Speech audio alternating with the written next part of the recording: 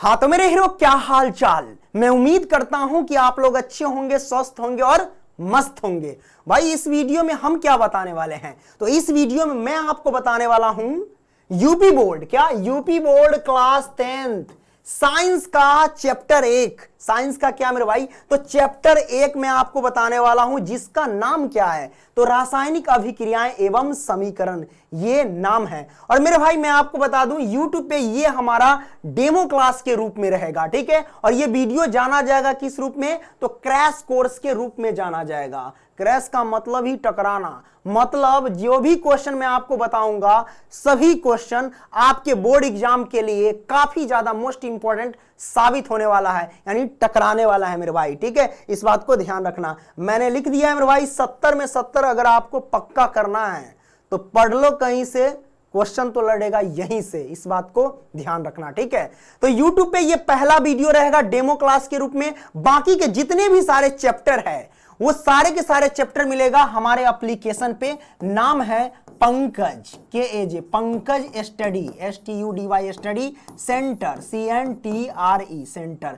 तो ये एप्लीकेशन का नाम है। जब आप प्ले स्टोर में सर्च करेंगे तो मिल जाएंगे, या लिंक डिस्क्रिप्शन बॉक्स में एप्लीकेशन का, वहां से आप लोग जाकर के इंस्टॉल उसे कर सकते हैं और अपने फोन नंबर से रजिस्टर्ड कर लेना, और वहां से आप कोर्स बाई कर सकते हैं यूपी बोर्ड का, ठीक है। बिहार बोर्ड का भी मिलेगा और यूपी बोर्ड का भी मिलेगा, और बाकी के जो भी अदर स्टेट का है तो दोनों में से कोई परचेज कर लेना, क्योंकि मैथ और साइंस एक जैसा होता है, और मैथ और साइंस मैं पढ़ाऊंगा, है ना। बाकी के सब्जेक्ट जो है अलग अलग टीचर पढ़ाएंगे आपको, ठीक है। प्रत्येक सब्जेक्ट का अलग अलग टीचर रहेंगे, ओके। इस बात को ध्यान रखना। और मैं आपको बताता हूं कि जो भी चीज मैं आपको बताने जा रहा हूं अगर समझ में न आए ना तो आप बिल्कुल मत कीजिए।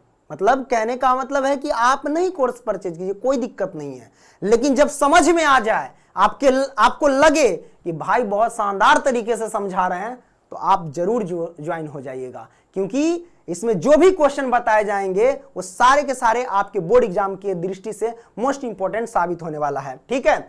और हाँ, मैं आपको बता दूं कि मैथ का भी डेमो क्लास मैंने अपलोड कर दिया है, लिंक डिस्क्रिप्शन बॉक्स में मिलेगा, वहां से आप लोग जाकर के देख सकते हैं। तो आइए सर शुरू करते हैं इस क्लास को। तो सबसे पहले हम क्या करते हैं, यहां पे देख लेते पहले क्या आता है मेरे भाई।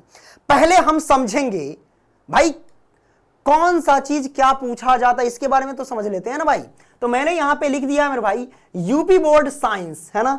तो कलम सेलेक्ट कर लो पंकज मेरे भाई, तो मैं कलम सेलेक्ट कर लिया। यूपी बोर्ड साइंस में मेरे भाई देखेंगे कि भाई फिजिक्स कितने नंबर का, केमिस्ट्री कितने नंबर का, बायोलॉजी कितने नंबर का पूछा जाता है, वो भी बहुविकल्पीय प्रश्न में। उसके बाद देखेंगे मेरे भाई दीर्घोत्तरीय प्रश्न, लघुत्तरीय प्रश्न, ये सब हम देखेंगे। तो पहले इन चीजों को समझ लेते हैं, उसके बाद हम क्वेश्चन की ओर हम चलेंगे। कोई दिक्कत नहीं ना, दिक्कत और दिक्कत तो होना ही नहीं चाहिए, है ना। क्योंकि आपका भाई समझा रहा है, ठीक है। तो आइए झट से समझ लेते हैं, आपको पता भी होगा, बहुत सारे बच्चों को नहीं पता रहता, वो समझ ले मेरे भाई। एग्जाम में जैसे ही पूछा जाएगा ना तो याद रखना मेरे भाई, जैसे कि खंड क, क्या खंड क में मेरे भाई याद रखना उपभाग 1 में रहेगा फिजिक्स, जिसमें 7 क्वेश्चन पूछे जाएंगे, 7 क्वेश्चन, और प्रत्येक क्वेश्चन 1 नंबर के रहते हैं। उसी तरीके से उपभाग 2 में पूछे जाएंगे केमिस्ट्री, जिसमें 6 क्वेश्चन रहते हैं और प्रत्येक क्वेश्चन 1 नंबर के होते हैं। उसी तरीके से उपभाग 3 में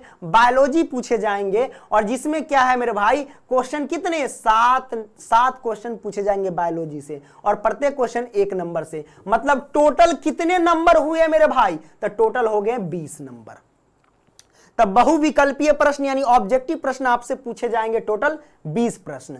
आइए खंड ख में चलते हैं। तो खंड ख में मेरे भाई उपभाग 1 में आपसे पूछा जाएगा फिजिक्स, और फिजिक्स के अंतर्गत जो है लघुत्तरीय प्रश्न जो आपसे पूछा जाएगा ना, याद रखना कितने प्रश्न पूछे जाएंगे, 3 प्रश्न पूछे जाएंगे। कितने प्रश्न, 3 प्रश्न पूछे जाएंगे, है ना। और यहां पे कुछ मिस्टेक कर दिया कि हाँ ठीक है 3 प्रश्न पूछे जाएंगे, और प्रत्येक प्रश्न जो है वो 4 नंबर के रहेंगे, यानी 4 तिया 12, तो 12 नंबर के ये आ जाएंगे मेरे भाई। लघुत्तरीय प्रश्न 12 नंबर के आ जाएंगे, ठीक है। वहीं हम बात कर लेते हैं दीर्घोत्तरीय प्रश्न की। तो दीर्घोत्तरीय प्रश्न जो है मेरे भाई कितने पूछे जाएंगे, 1 प्रश्न पूछे जाएंगे, और 1 प्रश्न अथवा में रहेंगे, यानी दोनों में से कोई एक का जवाब देना है, दोनों का जवाब नहीं देना है। अगर दोनों का जवाब दे रहे हैं तो ये आपकी बेवकूफी है, ठीक है। ये होशियार मत बन जाना कि दोनों का जवाब दिए तो हमको कितना 6 दूना 12 नंबर मिल जाएगा। नो, ऐसा नहीं होता है, ठीक है। ओके, तो कोई एक क्वेश्चन का जवाब देना जो आपको आता है, ठीक है। और एक क्वेश्चन मतलब प्रत्येक क्वेश्चन जो कितने नंबर का, 6 नंबर का पूछा जाएगा,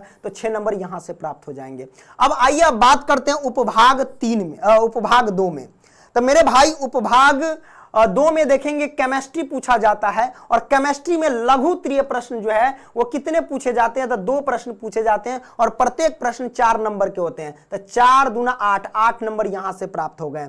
दीर्घ उत्तरीय प्रश्न टोटल कितने पूछे जाएंगे केमिस्ट्री में, तो 1 प्रश्न पूछे जाएंगे और बाकी 1 अथवा में रहेगा। दोनों में से कोई एक जवाब देना है। प्रत्येक क्वेश्चन 6 नंबर के होते हैं, यानी 6 गुने 1 मतलब 6 नंबर आ जाएंगे इससे दीर्घ उत्तरीय प्रश्न से।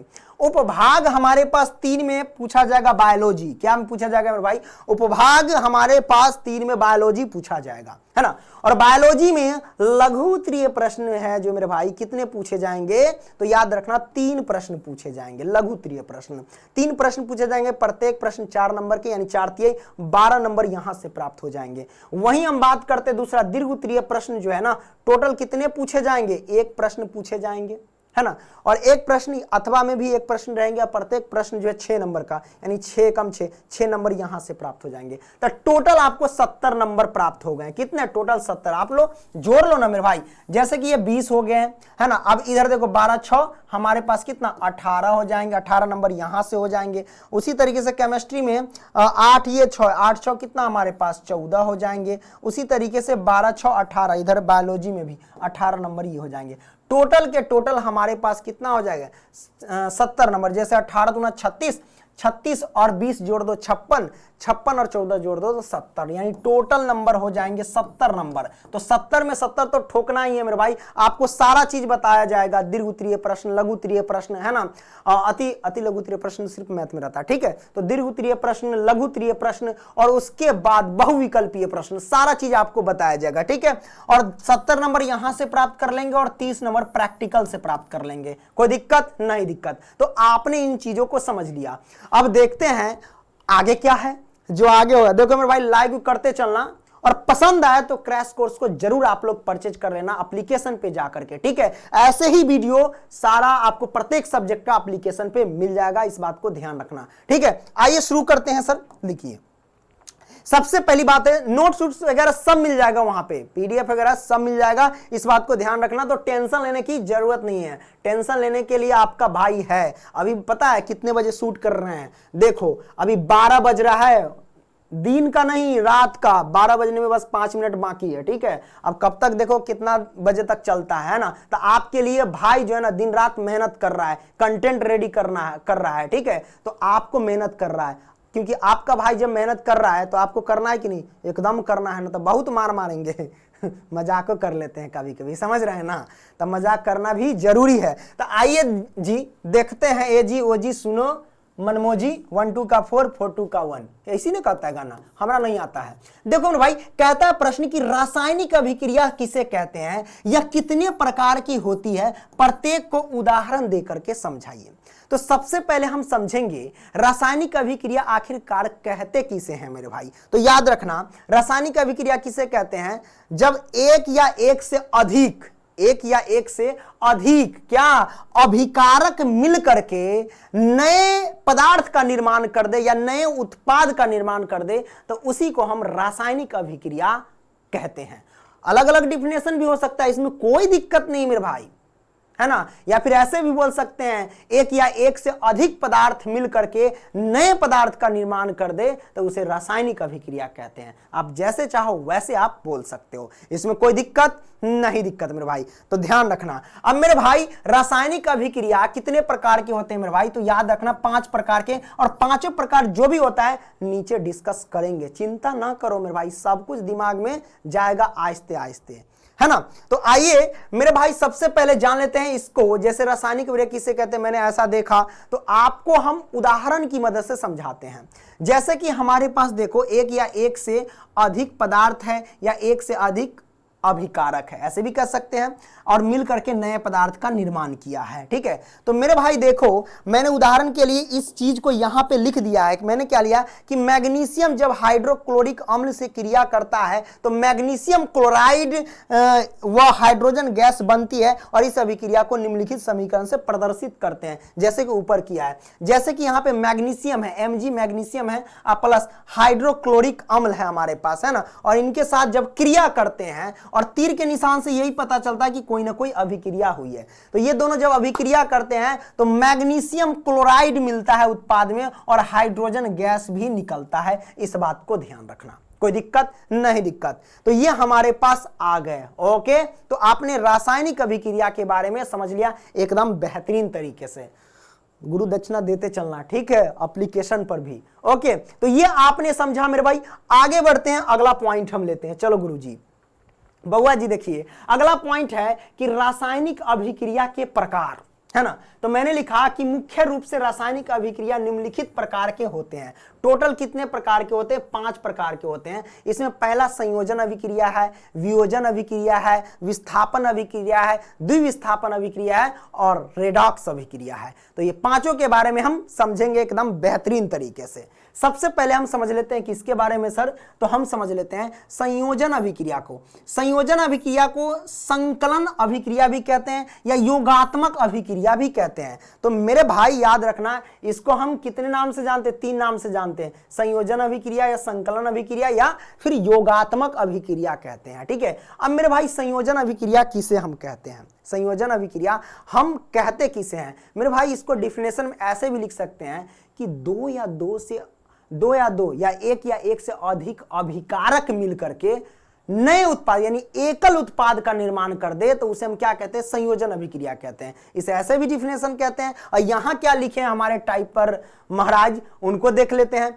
ये हमारे टाइपिस्ट महाराज लिखे हैं कि संयोजन अभिक्रिया वह रासायनिक अभिक्रिया है जिसमें 2 या 2 से अधिक प्रकार के पदार्थ या 2 या 2 से अधिक प्रकार के उत्पाद, ऐसे भी लिख सकते हैं।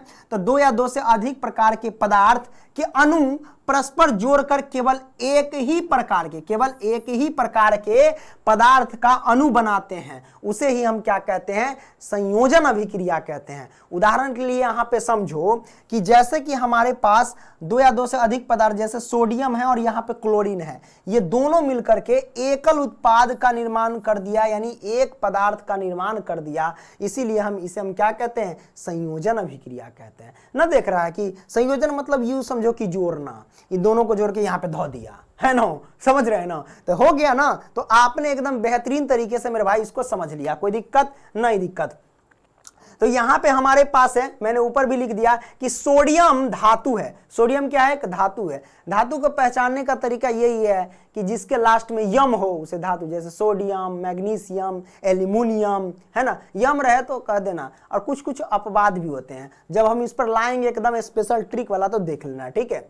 तो सोडियम धातु क्लोरीन से, है ना, क्लोरीन में जल कर, देखिए सोडियम धातु क्लोरीन में जलकर सोडियम क्लोराइड यानी NaCl बनाती है। NaCl क्या? एक साधारण नमक भी कहते हैं। साधारण नमक का सूत्र क्या होता है? तो NaCl कहते हैं, यानी सोडियम क्लोराइड कहते हैं। मतलब इसे नमक का भी सूत्र कहते हैं, ठीक है, नमक का रासायनिक सूत्र NaCl। कोई दिक्कत नहीं दिक्कत मेरे भाई। तो आपने बेहतरीन तरीके से इसको समझ लिया।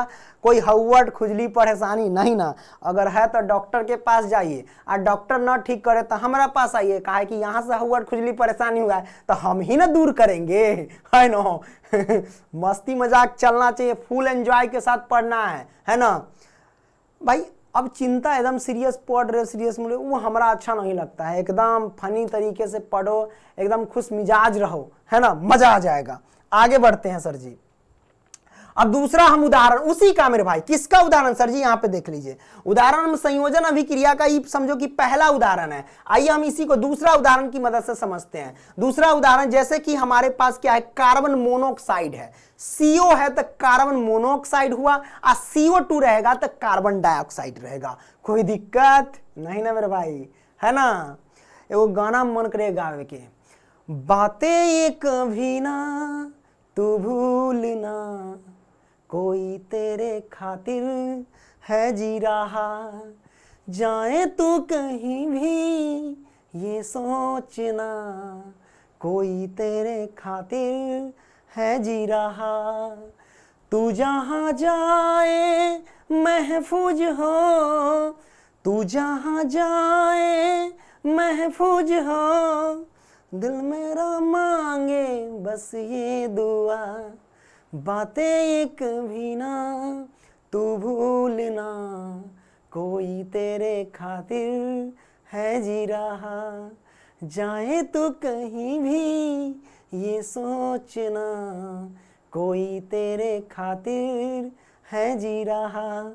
अब न सुना वो गाना, काहे कि अब हमरा आबे न करे छो, है ना, मतलब हमको आता ही नहीं आगे, तो हम कभी सुनाए। आगे बढ़ते हैं बुआ, नहीं तो बेइज्जती हो जाएगा, है ना। चलिए आगे बढ़ते बुआ जी। तो देखिए है कार्बन मोनोऑक्साइड यानी CO तक कार्बन मोनोऑक्साइड है, CO2 तक कार्बन डाइऑक्साइड। तो कार्बन मोनोऑक्साइड जो है क्लोरीन के साथ अगर क्रिया करता है तो क्या देता है, कार्बोनिक क्लोराइड देता है। इस बात को ध्यान रखना, है ना, क्या देता है, कार्बोनिक क्लोराइड देता है। तो कहने का मतलब आप देखो, दो या दो से अधिक हमारे पास क्या है, अभिकारक है। इस साइड हमारे पास अभिकारक होते हैं, तो दो या दो से अधिक अभिकारक मिलकर के एकल उत्पाद का निर्माण कर दिया है। तो इसीलिए तो कहते हैं इसे संयोजन अभिक्रिया। कोई दिक्कत नहीं, दिक्कत मेरे भाई। तो ये आपने समझ लिया बेहतरीन तरीके से। आइए आगे बढ़ते हैं, ये भी देख लिया, यहाँ पॉइंट लिए कार्बन क्लोराइड, है ना, मतलब कार्बन मोनोऑक्साइड तथा क्लोरीन की क्रिया से कार्बनिक क्लोराइड बनता है। ओके, क्लोरीन हमारे पास क्या है, गैस है। इस बात को देख, कार्बन मोनोऑक्साइड वो भी गैस है।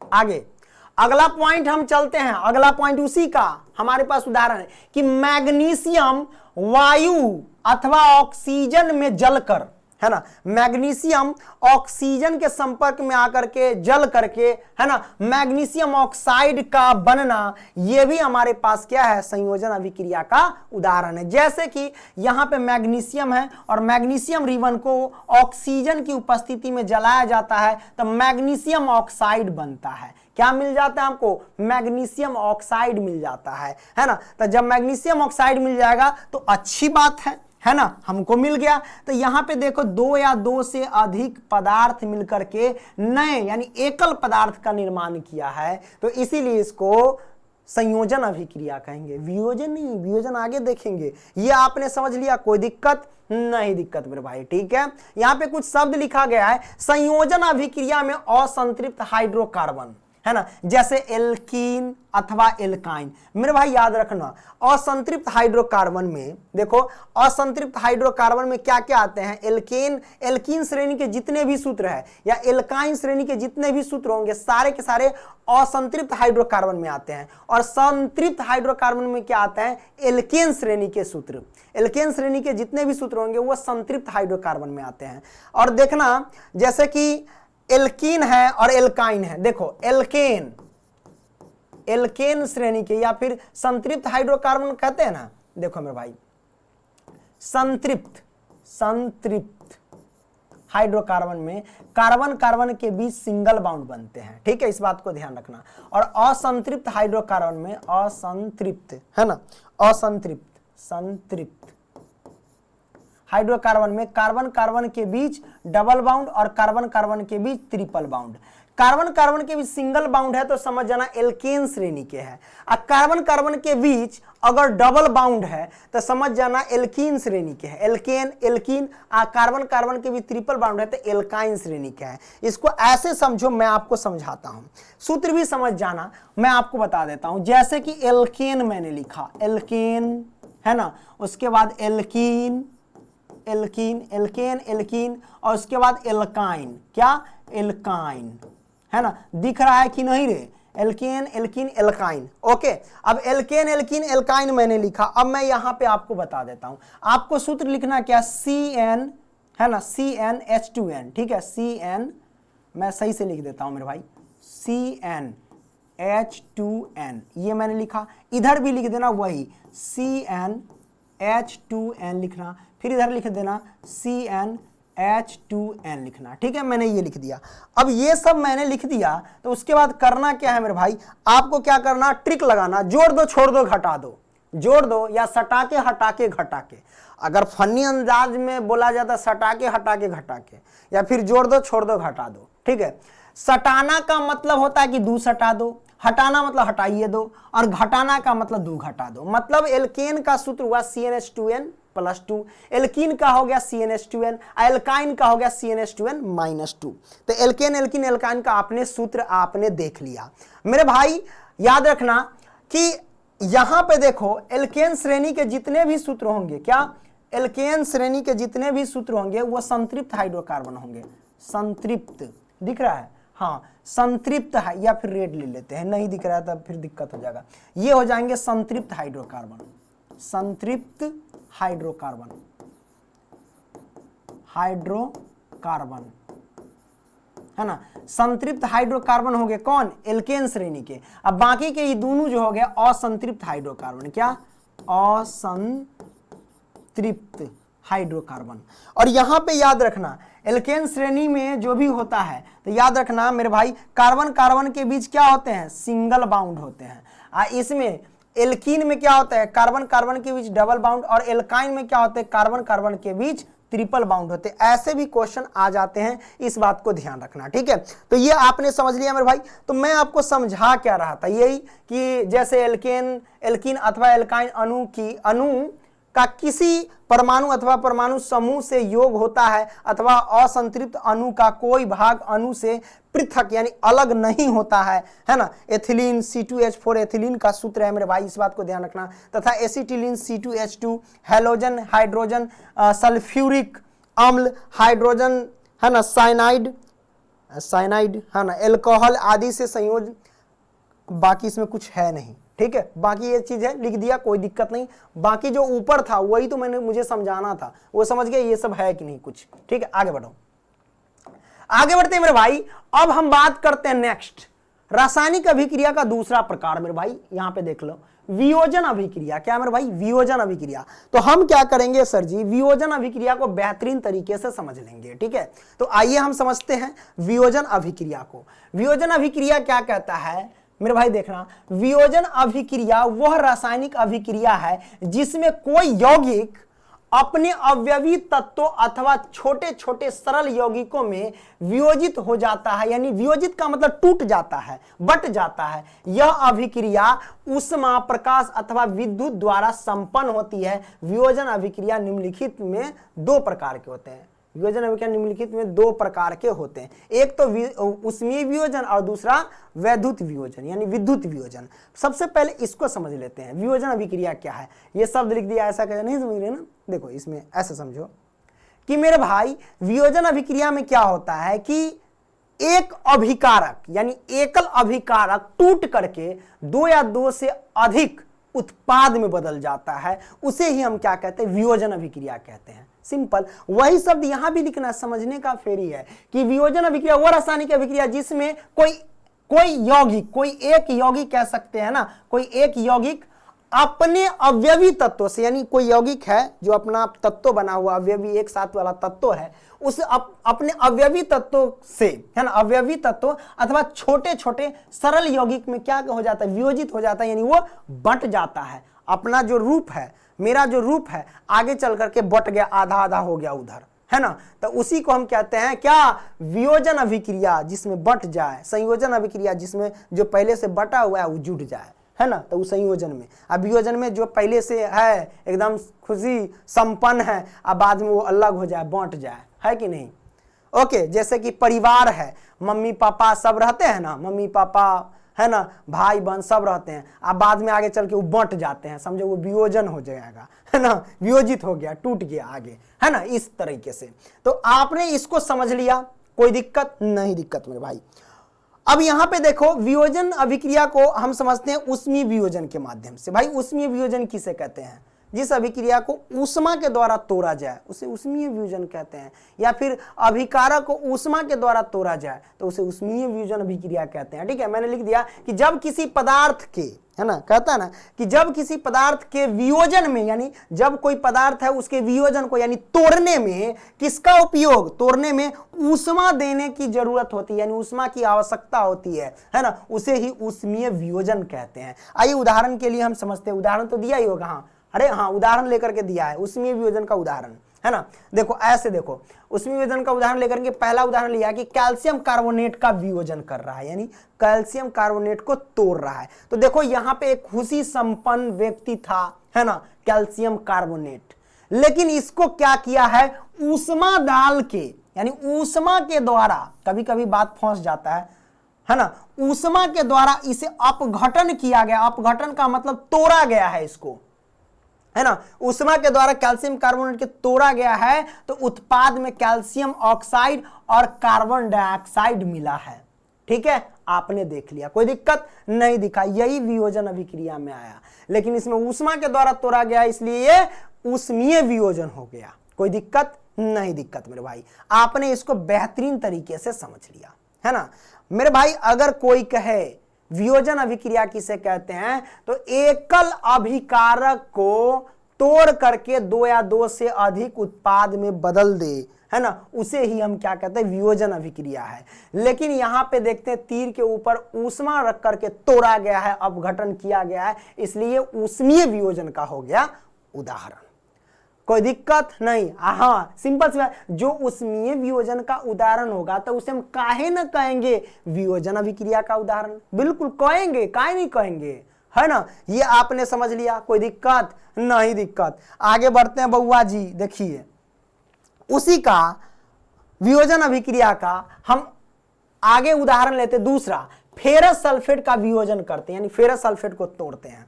तो मेरे भाई फेरस सल्फेट को गर्म करने पर या फेरिक ऑक्साइड, सल्फर डाइऑक्साइड तथा सल्फर ट्राइऑक्साइड, है ना, ट्राइऑक्साइड में वियोजित हो जाता है। जैसे कि एक खुशी खुशहाल जिंदगी था फेरस सल्फेट, है ना, किसी ने आकर के, कौन, तो ऊष्मा ने आकर के इसको अपघटन कर दिया, मतलब इसको तोड़ दिया। जब तोड़ दिया तो हमारे पास फेरस ऑक्साइड बन गया तथा सल्फर डाइऑक्साइड निकला, उसके बाद सल्फर ट्राइऑक्साइड निकला। तो ये हमारे पास निकल के आ गया, मतलब कोई एकल अभिकारक था, उसे तोड़ करके दो या दो से अधिक उत्पाद में बदल दिया, उसी को हम कहते हैं वियोजन अभिक्रिया। लेकिन ऊष्मा के द्वारा तोड़ा गया तो वियोजन अभिक्रिया के अंतर्गत ऊष्मीय वियोजन का हो गया उदाहरण। कोई दिक्कत नहीं ना भैया, हार्वर्ड खुजली परेशानी नहीं ना हुआ रे, नहीं होना चाहिए, एकदम शानदार तरीके से समझ रहे हैं, है ना। चलिए आगे बढ़े कि ना बढ़े, है ना। तब मुहबा ओढ़नी से बांध के नाई है, जानन त चिन्हे में देर हुई हो। ठीक है, गाना वाना गावे करते हैं हम, ठीक है, नहीं गाना चाहिए का। देखिए अगर आपको हमारा मजाकिया अंदाज पसंद नहीं आता है तो कमेंट कीजिएगा कि सर मजाकिया अंदाज पसंद नहीं आता है। आप पसंद आता तो भी कमेंट कीजिएगा कि हाँ पसंद आता है, ठीक है। आगे बढ़ते हैं बउआ जी, देखिए ऐसे पढ़ाते हैं तो हमारे अंदर हम खुद बोर नहीं होते हैं, हमको अच्छा लगता है ना। ऐसा लगता है कि छोड़ो ना, है ना, कहीं हनीमून मना रहे हैं पढ़ाने के साथ साथ, है ना। आइए तीसरा प्रश्न क्या कहते हैं, मरकरी ऑक्साइड का वियोजन, बस वही उदाहरण ही समझ रहे उस सब का वियोजन का ही, मरकरी ऑक्साइड का वियोजन। जैसे कि मरकरी ऑक्साइड को गर्म करने पर यह मरकरी तथा ऑक्सीजन, है ना, में वियोजित हो जाता है, वियोजित यानी टूट जाता है, ठीक है। जैसे कि HgO मरकरी ऑक्साइड है, मरकरी ऑक्साइड को, ये पहले से खुशहाल जिंदगी था, मरकरी ऑक्साइड पे जोर जबरदस्ती करके ऊष्मा डाला गया है और ऊष्मा के द्वारा इसको अपघटन कर दिया यानी तोड़ दिया गया है, तो मरकरी प्राप्त हुआ है और ऑक्सीजन गैस निकला है, ठीक है। ये आपने समझ लिया, कोई दिक्कत नहीं, दिक्कत मेरे भाई, मजा आ रहा है ना, हाँ आ रहा है। आगे बढ़ते हैं बउआ जी, है ना। चलिए लो मेरे भाई अब समझते हैं विद्युत वियोजन। क्या मेरे भाई, विद्युत वियोजन को समझ लेते हैं, क्या दिक्कत है, एकदम शानदार तरीके से समझेंगे, शानदार शानदार जानदार लाजवाब, है ना, इसी ने कहता है शायद। तो विद्युत वियोजन विद्युत के द्वारा तोड़ा जाएगा। देखिए मैंने क्या लिखा कि जिस रासायनिक अभिक्रिया में यौगिक गलित अवस्था में या जलीय विलयन में विद्युत धारा प्रवाहित करने पर वियोजन हो जाता है, मतलब टूट जाता है, तो उसे विद्युत वियोजन कहते हैं मेरे भाई। क्या कहते हैं? विद्युत वियोजन कहते हैं। ठीक है, कहने का मतलब जैसे कि कोई हमारे पास क्या है, तो उत्पाद है, उत्पाद नहीं अभिकारक है, इस अभिकारक पर जोर जबरदस्ती करके विद्युत वियोजन यानी विद्युत धारा इसे गुजारा गया है, तो ये बेचारा टूट करके हाइड्रोजन गैस निकाल दिया और ऑक्सीजन निकाल दिया है। ठीक है, तो इसे क्या है, विद्युत के द्वारा वियोजित किया गया, मतलब विद्युत के द्वारा इसको तोड़ा गया है ना, इसलिए ये विद्युत वियोजन अभिक्रिया हो गए। अरे रे भाई बड़ी गड़बड़ है रे, हाँ आ गए, हम तो सोचे कहाँ चला गया। तो ये आपने समझ लिया मेरे भाई बेहतरीन तरीके से, कोई दिक्कत नहीं, दिक्कत हई हद है यार, बेशर्मी की हद होती, काहे लाइन मार रहा है। हाँ तो ये आपने समझ लिया, जल को तोड़ दिया विद्युत। देखो मेरे भाई जल में अगर विद्युत धारा गुजारोगे ना, करंट दोगे ना, तो क्या क्या निकलेगा, हाइड्रोजन गैस और ऑक्सीजन, ये दोनों निकलेगा। ठीक है, कभी डाल करके देख लेना मत करना नहीं तो दिक्कत हो जाएगा, एक्सपर्ट के साथ ही करना। करंट उरेंट लग जाएगा तो कहे थे सर जी, देखे सर जी कहे थे, पंकज स्टडी सेंटर वाले पंकज सर कहे थे कि तनका घुसा करके देखना, है ना पता चलेगा मर गया तो हमरे ऊपर आ करके केस करेगा तू लोग, है ना। अगला पॉइंट कहते हैं एल्यूमिनियम ऑक्साइड का विद्युत वियोजन। एल्यूमिनियम ऑक्साइड का विद्युत वियोजन करते हैं, आइए देख लेते हैं। और क्या है, गलित एल्यूमिनियम ऑक्साइड में विद्युत धारा प्रवाहित करने पर यह एल्यूमिनियम तथा ऑक्सीजन में वियोजित होता है यानी टूट जाता है। जैसे कि एल्यूमिनियम ऑक्साइड है, इसको विद्युत धारा गुजारते हैं तो वियोजित होकर यानी टूट करके क्या होता है मेरे भाई, एल्यूमिनियम प्राप्त होता है और उसके बाद ऑक्सीजन गैस निकलता है। ठीक है, ये आपने समझ लिया, कौन दिक्कत नहीं, दिक्कत। आगे बढ़ो मेरे भाई। तीसरा प्रश्न क्या कहता है, विस्थापन या प्रतिस्थापन अभिक्रिया किसे कहते हैं। विस्थापन या प्रतिस्थापन अभिक्रिया किसे कहते हैं। देखो मेरे भाई, विस्थापन अभिक्रिया किसे कहते हैं कि भाई जो ज्यादा क्रियाशील तत्व है यानी ज्यादा रिएक्टिव तत्व है, वो अपने से कम क्रियाशील तत्वों को मार पीट करके भगा देता है। मतलब अपने से कम क्रियाशील तत्वों को क्या कर देता है, वहां से हटा देता है, कहते तू हट रे, जैसे कि यहां समझते हैं मेरे भाई। देखो मैंने लिखा कि विस्थापन वह रासायनिक अभिक्रिया है जिसमें किसी यौगिक के अणु के किसी एक परमाणु अथवा समूह, जो भी समूह है उस मूलक के स्थान पर कोई दूसरा परमाणु अथवा समूह मूलक आ जाता है। उदाहरण में ऐसे समझो, पहला, जब जिंक जो है सल्फ्यूरिक अम्ल के साथ क्रिया करता है तो सल्फ्यूरिक अम्ल की हाइड्रोजन को विस्थापित करके उसका स्थान स्वयं ले लेता है। इसके फलस्वरूप जिसके सल्फेट है, इसके सल्फर जिंक है ना, क्या जिंक सल्फेट बनाता है तथा हाइड्रोजन गैस मुक्त होता है। मेरे भाई इसको समझो कि जैसे ये हमारे पास समीकरण दिया है, क्या दिया गया मेरे भाई, समीकरण दिया है ना। देखो नीचे उदाहरण से समझो, ये रहल उदाहरण, है ना। तो उदाहरण से समझेंगे मेरे भाई, जैसे कि ये जिंक है और यहाँ सल्फ्यूरिक अम्ल है, तो इसमें क्या है कि जिंक जो है ना बड़ी हरामी है, मतलब जिंक बड़ा तगड़ा आदमी है ना, ये बहुत ज्यादा क्रियाशील है, किससे, हाइड्रोजन से। तो ये जिंक क्या करता है जानते हैं, ये हाइड्रोजन को मार पीट करके भगा देता, कहते हैं चला तू हट, काहे कि तगड़ा है ना, जनबे करते कमजोर का यहाँ कोई वैल्यू है नहीं। तो जिंक तनी तगड़ा हाइड्रोजन से, तो कहते तू भाग रे, तो जिंक हाइड्रोजन को भगा देता है। तो मार पीट के अगर इसको भगा देगा तो यहाँ पे हाइड्रोजन हट जाएगा तो जिंके ना आएगा, तो जिंक सल्फेट हो जाएगा। तो यहाँ पे देखिए जिंक सल्फेट है कि नहीं, तब बेचारा हाइड्रोजन को तो मार पीट के भगा दिया, तो हाइड्रोजन गरीब है तो ये जाएगा कहाँ, तो कहेगा एक साइड में धर दे, तो हाइड्रोजन गैस को कहो साइड में रहो तो निकलो यहाँ से, है ना, तो हाइड्रोजन गैस निकलता है अपना। ठीक है, तो ये आपने देख लिया, है ना, कोई दिक्कत नहीं, दिक्कत मेरे भाई। तो आपने किसको विस्थापन अभिक्रिया या प्रतिस्थापन अभिक्रिया को भी समझ लिया, है ना। कोई दिक्कत नहीं, दिक्कत मेरे भाई। तो इस डिफिनेशन के अकॉर्डिंग भी देख लो कि विस्थापन वह रासायनिक अभिक्रिया है ना, वह, अरे काहे नहीं चलता है रे, चल बे रे। विस्थापन वह रासायनिक अभिक्रिया है जिसमें किसी यौगिक के अणु किसी एक परमाणु अथवा समूह, जैसे किसी यौगिक के अणु, है ना, अणु या किसी एक परमाणु अथवा समूह, ये हमारे पास समूह है, ये एक अणु है समझो, है ना, किसी यौगिक के ये अणु है, ये समूह है ना। समूह के स्थान पर कोई दूसरा परमाणु अथवा समूह मूलक आ जाता है, जैसे ये हटा करके इधर आ जाता है ना। चलो, इसी को हम क्या कहते हैं, विस्थापन अभिक्रिया कहते हैं या प्रतिस्थापन अभिक्रिया कहते हैं। एकदम सिंपल सा तरीका याद रखना कि जो ज्यादा क्रियाशील तत्व होता है वो अपने से कम क्रियाशील तत्वों को मारपीट करके हटा देता है, उसी को हम क्या कहते हैं, विस्थापन अभिक्रिया कहते हैं। तो अही बात पर पानी पी लिखा,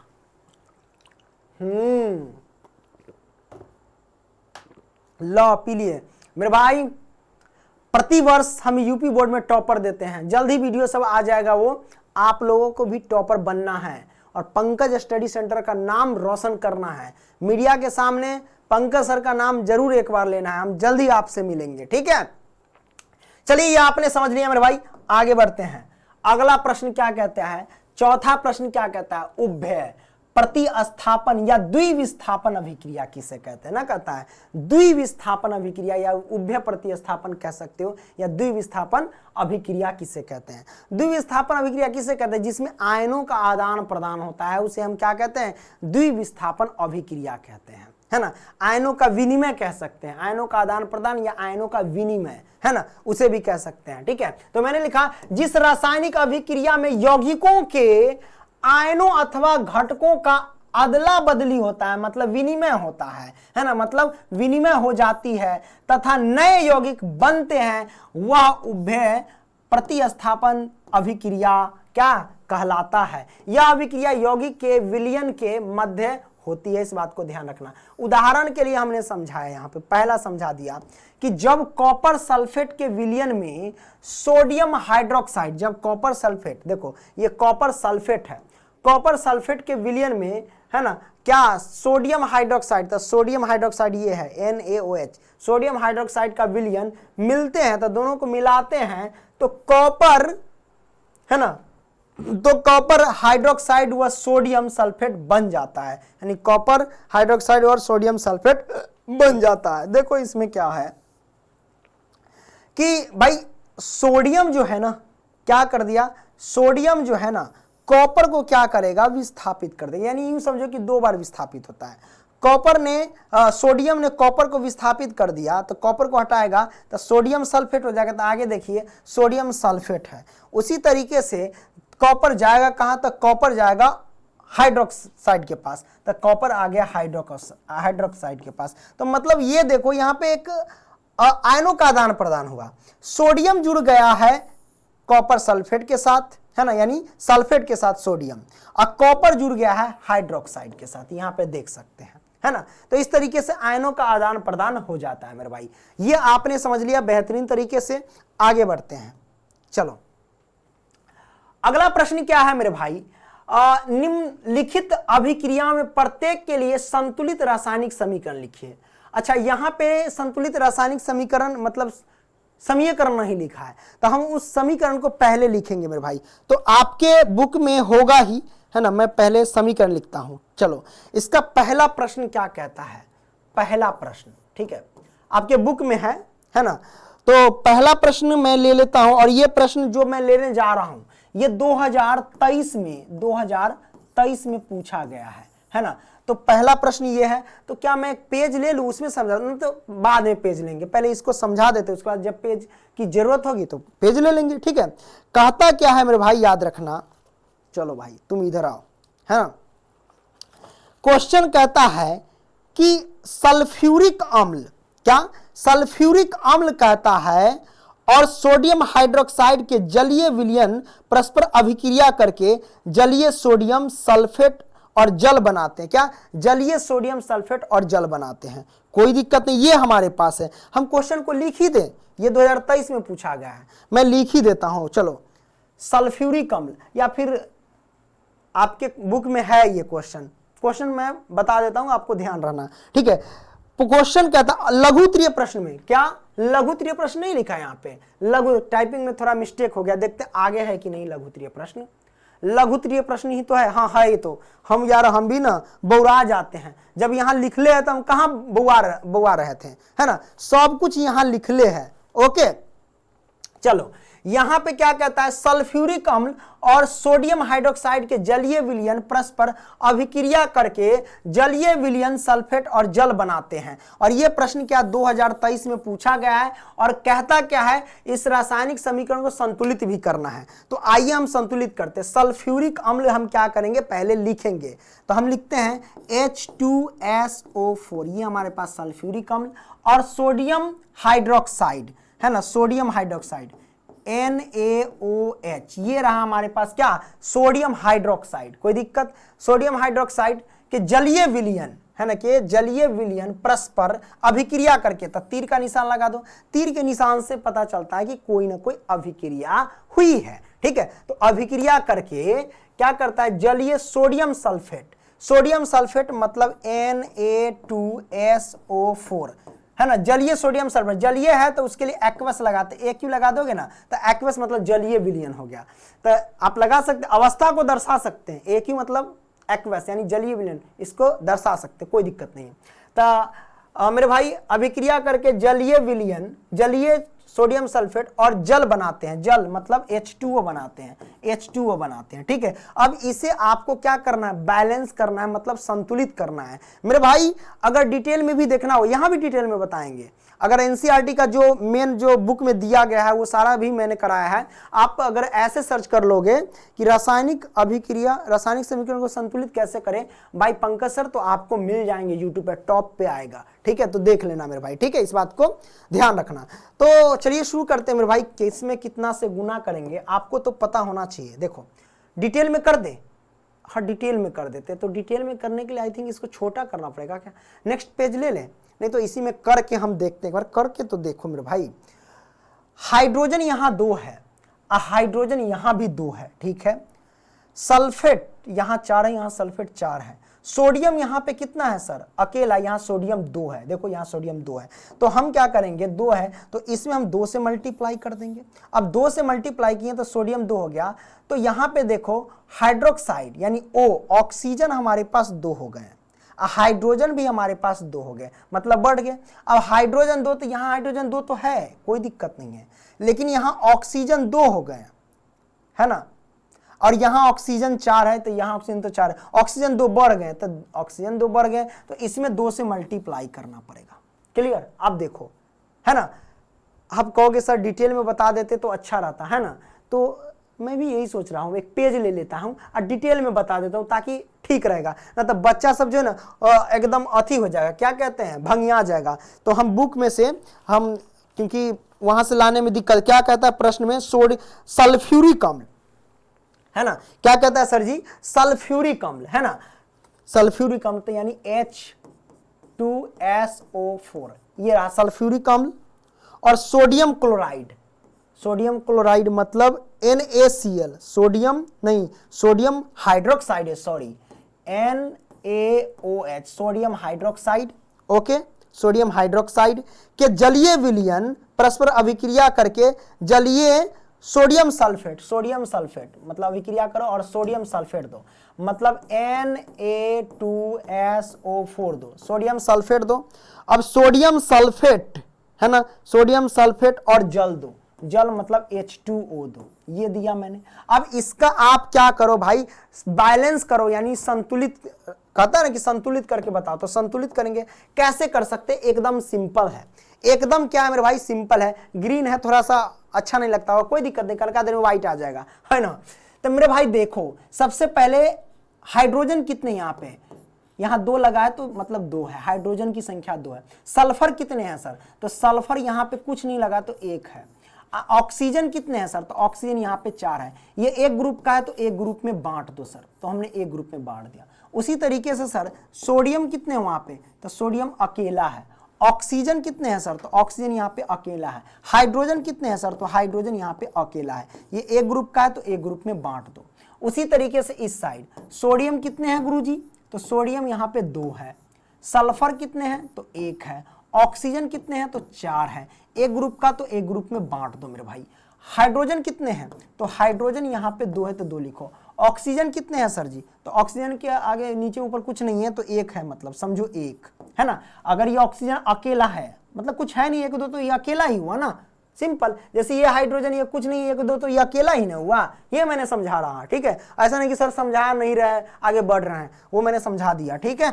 ये मैंने समझा, मुझे छोटी छोटी बातों का ध्यान रहता है, नहीं तो ऐसे से उड़ जाएंगे तो बच्चा कहे सर जी नहीं समझ में आए लो, है नो ये सब कहने लगता है, हम जानते ना, कमेंट में बरसने लगता है, ठीक है। लेकिन मेरे भाई ईमानदारी पूर्वक जो चीज़ समझ में आ रहा है उसको बोलना कि सर हमें समझ में आ रहा है अच्छे से, और जो चीज़ नहीं समझ में आ रहा है वो कमेंट कर देना कि सर मुझे यहाँ समझ नहीं है, ताकि मैं उसे इम्प्रूव करने का कोशिश करूँगा, कि है कि नहीं। अच्छा ये आपने समझ लिया मेरे भाई। आप मिलाना इधर जितनी संख्या, जैसे हाइड्रोजन इधर जितना होगा उधर भी होना चाहिए। हाइड्रोजन यहाँ 2 है तो यहाँ भी तो हाइड्रोजन 2 है, चलिए अच्छी बात है। लेकिन यहाँ हाइड्रोजन 1 है और यहाँ हाइड्रोजन है ये नहीं है, 2 है इधर, तो पूरा कैसे होगा सर।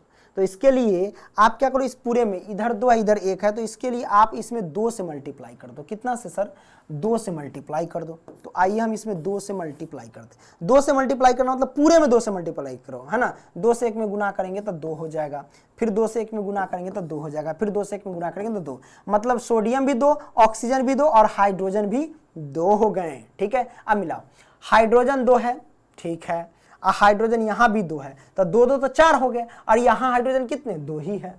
तो भाई इसको पूरा करने के लिए इसमें 2 से मल्टीप्लाई करो, 2 दूना 4 हो जाएंगे और 2 एकम 2 हो जाएंगे। अब देखो हाइड्रोजन 2 हाइड्रोजन यहाँ 2 2 2 4, तो यहाँ हाइड्रोजन 4 है, ठीक है। सल्फर 1 है, ऑक्सीजन यहाँ पे 4 है ना, ऑक्सीजन यहाँ पे 4 है और यहाँ ऑक्सीजन 2 है, तो 4 2 6, तो यहाँ भी 6 है, ऑक्सीजन यहाँ 4 ऑक्सीजन यहाँ 2, 4 2 6 पूरा हो गया, ठीक है। सोडियम अकेला, सोडियम तो 2 है ना, यहाँ भी सोडियम 2, मतलब सारे चीज आपको मिल गए मेरे भाई, ठीक है। अब जिसमें जितना से मल्टीप्लाई किए उतना आपको लिख देना है, बात खत्म, है ना।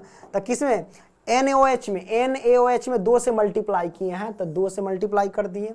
अब H2O में कितना से गुना किया, H2O में 2 से मल्टीप्लाई किया तो 2 से मल्टीप्लाई कर दो। यही हमारे पास एक बैलेंस हो गया, यानी संतुलित समीकरण हो गया। समझ में आइल बात कि ना समझ में आइल? समझ में तो आएवे करी है, ठीक है। ये आपने समझ लिया बेहतरीन तरीके से, बहुत मजा आ रहा होगा ना, तो इसको आपने समझा। अब हम बात करते हैं सर जी, ये समझ लिए पहला प्रश्न, ठीक है, ओके। अब हम अगला प्रश्न ले लेते हैं। क्या बात है, इसमें दूसरा प्रश्न नहीं है क्या? कोई नहीं, दूसरा नहीं है, चलो कोई बात नहीं है। अब मेरे भाई अगला प्रश्न क्या कहता है, ये प्रश्न ये 2020 में और 2023 24 सभी में पूछा गया है। 2020 23 24 ये बोर्ड एग्जाम में पूछा जा चुका है मेरे भाई, इस बात को ध्यान रखना है ना, ज्यादा इधर उधर मत करना, ठीक है। आगे बढ़ते हैं मेरे भाई। क्या कहता है, जिंक है और सिल्वर नाइट्रेट है मेरे भाई। क्या है, जिंक है और सिल्वर नाइट्रेट है। तो जिंक यानी Zn प्लस सिल्वर नाइट्रेट यानी AgNO3, जिंक यानी सिल्वर नाइट्रेट हो गया। बराबर है तो हिंदी में जब लिखते हैं तो बराबर, लेकिन जब यहाँ पे संकेतिक रूप में लिखते हैं तो हमें क्या तीर का निशान लगाना पड़ता है, क्योंकि इससे पता चलता है अभिक्रिया हो रही है। अब उसके बाद आपको क्या लिखना है, जिंक नाइट्रेट लिखना है, ठीक है। तो हम क्या करते हैं सर जी, जिंक नाइट्रेट लिख देते हैं, Zn इंटू नाइट्रेट, तो N, हाँ जिंक नाइट्रेट लिख देंगे तो NO3 का होल ट्वाइज भी आप कर सकते हैं, कोई दिक्कत नहीं। तो यहाँ पे ZnNO3 का होल ट्वाइज कर दीजिए, कोई दिक्कत नहीं। ये हमारे पास हो गया। सिल्वर है, Ag डाल दो, है ना। इसमें अब कुछ नहीं कह रहा है तो हम नहीं कुछ डालेंगे, बात खत्म।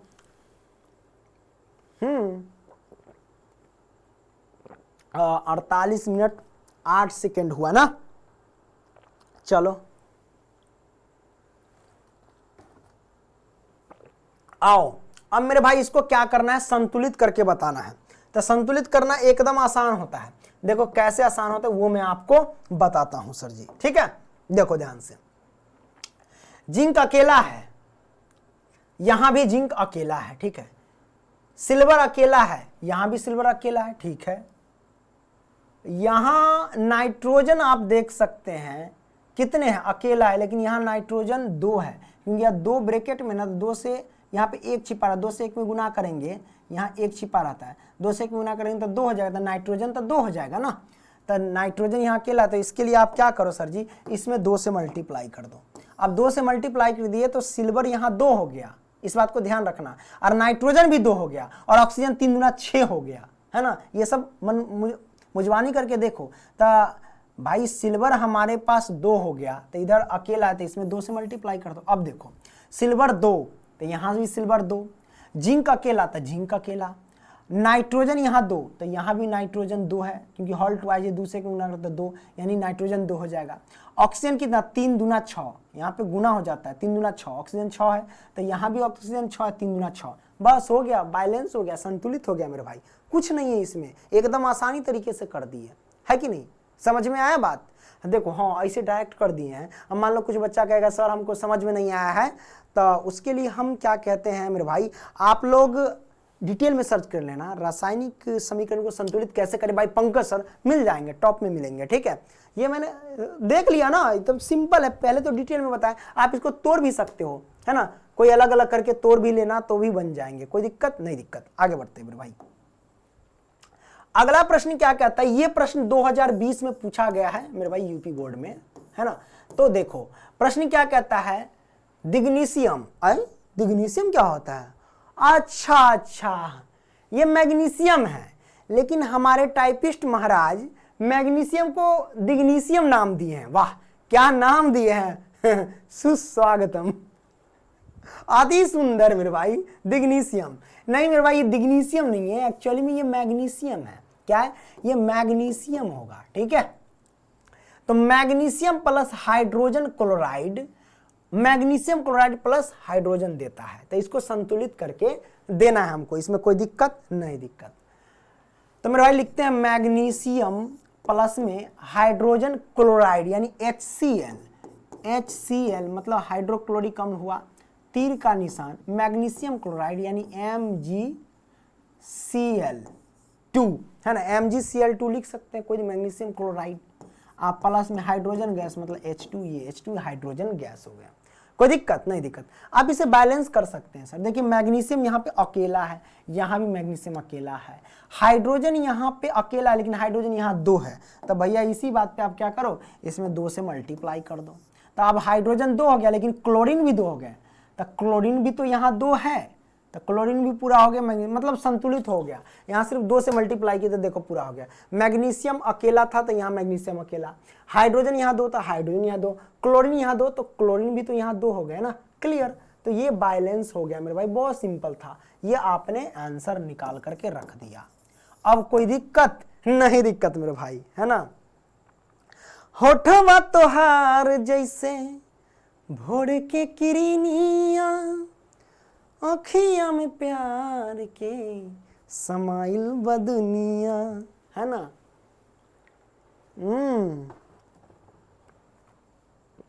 आगे बढ़ते बुआ जी, 5वां प्रश्न, ये 2024 में पूछा गया, ये प्रश्न क्या, ये 2024 में प्रश्न पूछा गया मेरे भाई, इस बात को ध्यान रखना, है ना।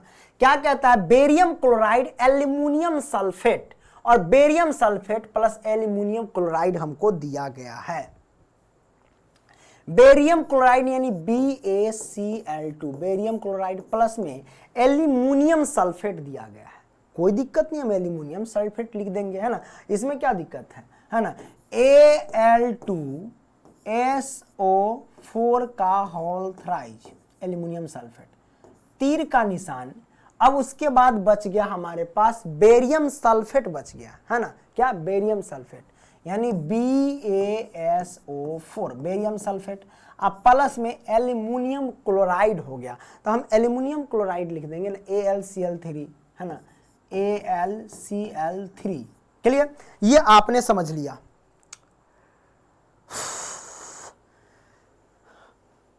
53 मिनट हुआ ना, कोई दिक्कत नहीं, हम 1 घंटा 20 मिनट में तो खींच देंगे, कोई दिक्कत नहीं, ज़्यादा परेशानी नहीं होगा मेरे भाई, ठीक है।